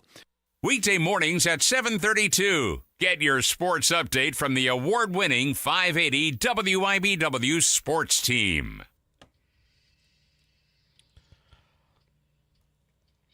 Mitch Holthus' training camp reports on 580 Sports Talk are brought to us by Hy-Vee. The world's best tailgating begins at Hy-Vee, proud official sponsor of the Kansas City Chiefs. And by Azura Credit Union, where you can visit with the Azura Credit Union home loans team. Again, Mitch unable to join us live today, but submits this training camp report today. As rookie week continues, we're going to better get to know the first-round pick out of Clemson, Peter Woods. Take it away, Mitch. It was a good news, bad news day yesterday as the Chiefs started the week with a regular season Wednesday-type practice here in Kansas City, although there's one more preseason game that's Friday night against Seattle. The good news is that Pro Bowl right guard Trey Smith was back at practice after missing every session since the 7th of August with a hip injury. However, starting left tackle Josh Simmons missed a 5th straight practice with a bad back. This week I'm highlighting 2026 rookies with great potential, and that description singles out defensive lineman Peter Woods. The Chiefs' late first-round pick from Clemson, Woods had a monster 2024 season. Some thought he would be a top 10 pick in the 26th draft, but he slipped into 29th where the Chiefs snatched him with the pick obtained from the Rams in the Trent McDuffie trade. Now, there's times at camp where Woods has been outstanding, including being noticed and singled out by the aforementioned Trey Smith and All-Pro center Creed Humphrey, who both mention how hard he's been to block in practice. Woods, though, like his 2026 draft class mates, seem to have a good handle in their growth curve, and Woods and the others are willing to listen and learn from the coaches and the veterans and are willing to grow and improve. I think I still got a lot to learn. Just from the aspects of being a professional when it comes to, like football and the playbook, just being behind in that regard. But, having things like this, rookie training camps and rookie mini camps, just get us ahead the 8 ball with preparation and learning how to prep in the league has been really important for me. And so, like I said, I'm just soaking it all up, taking a day at a time. I know that the vets, they have a standard for us, guys that they expect to come here and play and contribute. And so just being able to, have an opportunity to meet that standard. Fellas, Peter Woods' approach and the rest of this 2026 draft class is refreshing. They're willing to listen and to learn.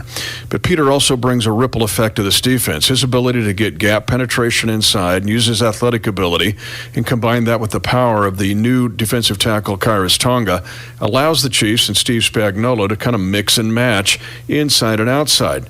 Chris Jones could move outside with more frequency and use that wingspan and that great athletic ability to be disruptive at the least and destructive at the most. So, Peter Woods, big addition to this team. Team did have a regular season Thursday today. They had a walkthrough this morning at 11:15 and then a practice this afternoon. We continue on. Preseason game number 3 is Friday. Chiefs against the defending Super Bowl champion Seahawks. Reporting, I'm Mitch Holthus, voice of the Chiefs. Thank you very much, Mitch. Those training camp reports brought to us by Hy-Vee. The world's best tailgating begins at Hy-Vee, proud official sponsor of the Kansas City Chiefs. And by Azura Credit Union, where you can visit with the Azura Credit Union home loans team. Haven't seen the best of Peter Woods yet in game action, and Woods has told the media, spoke yesterday, and said that he's still kind of fighting that ankle that he turned right before the first preseason game. I think it was the Thursday before the preseason opener. It was the week of the preseason opener. And that he hadn't been quite 100% on it, but that he's feeling much better on it, and that he doesn't expect that it will dog him into the start of the regular season. Also haven't seen his best because he hasn't played next to the best for very long. Haven't seen him out there with Khyiris Tonga. Haven't seen him out there with Chris Jones. I'm excited still bullish on Peter Woods. And certainly if the ankle is what has affected him and kept him from being quite as noticeable in the preseason, then I'm excited to see what it looks like when he gets into the regular season and is not encumbered by injury. All right, let's get to a final word before we wrap it up here on this Tuesday edition of 580 Sports Talk. One more thing. In conclusion, you better wrap it up. You heard her, and him, wrap it up. Spencer Dupuis, what you got? Final word. Final word for me, man, it's hard to put into words what Dolly Parton meant to our country, right? She's of the world. What she did, I was hearing you talk about it with the international reading program she had. Imagination Library. I did not grow up with that. I did not know it was a thing. No, I didn't either. Well, I'm too old, I guess. Yes. But, man, it's crazy. You see her on billboards still. I would imagine maybe those get taken down or something. But just she's always there. At anything, she was like a legend, right? And she always showed up to everything that, I tune in sometimes to these award shows, these country music award shows, and she's always there. She has no, she hasn't put out music. She's just there to be part of country music, and to see all the tributes today is just see how widespread her reach was. Eminem posted something like the rapper Marshall Mathers, that she sent him a letter after he got put into the Rock and Roll Hall of Fame. Yeah. And they never met, but she sent him a letter, and I thought that was pretty cool. Yeah. I saw that as well. It's pretty neat. She had a lot of respect for the craft of songwriting and musicianship, and also sent a letter, as it turned out, to so one year she was up for Best Original Song at the Oscars, 2005. She lost to 3-6 Mafia. Remember that? Hard Out Here for a Pimp. And she wrote the 3-6 Mafia letter, congratulating them and saying she was just glad that the award stayed in Tennessee. Yeah. Yeah, she was the best. I mean, one of a kind. And it's like I said earlier at the top of the show, she saw dignity in everybody and treated everybody with dignity and with respect. And that returned to her. And it is that easy that if there is an example, and I think there is to be followed here, of treating everyone, even the least of us, with dignity and love and respect, because you talk about somebody who came from nothing to become what she became. And if she can do it, and we can all do it. We can all treat people with that level of dignity and that level of respect and that level of love. And then maybe it comes back to us in the end as well. And then maybe when we are gone one day, people will say the kinds of nice things that they are saying today about Dolly Parton, whether they were a fan of her music or not. It's a massive loss for our country and the world. It really, really is.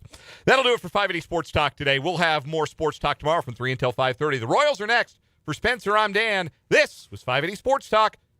Good night.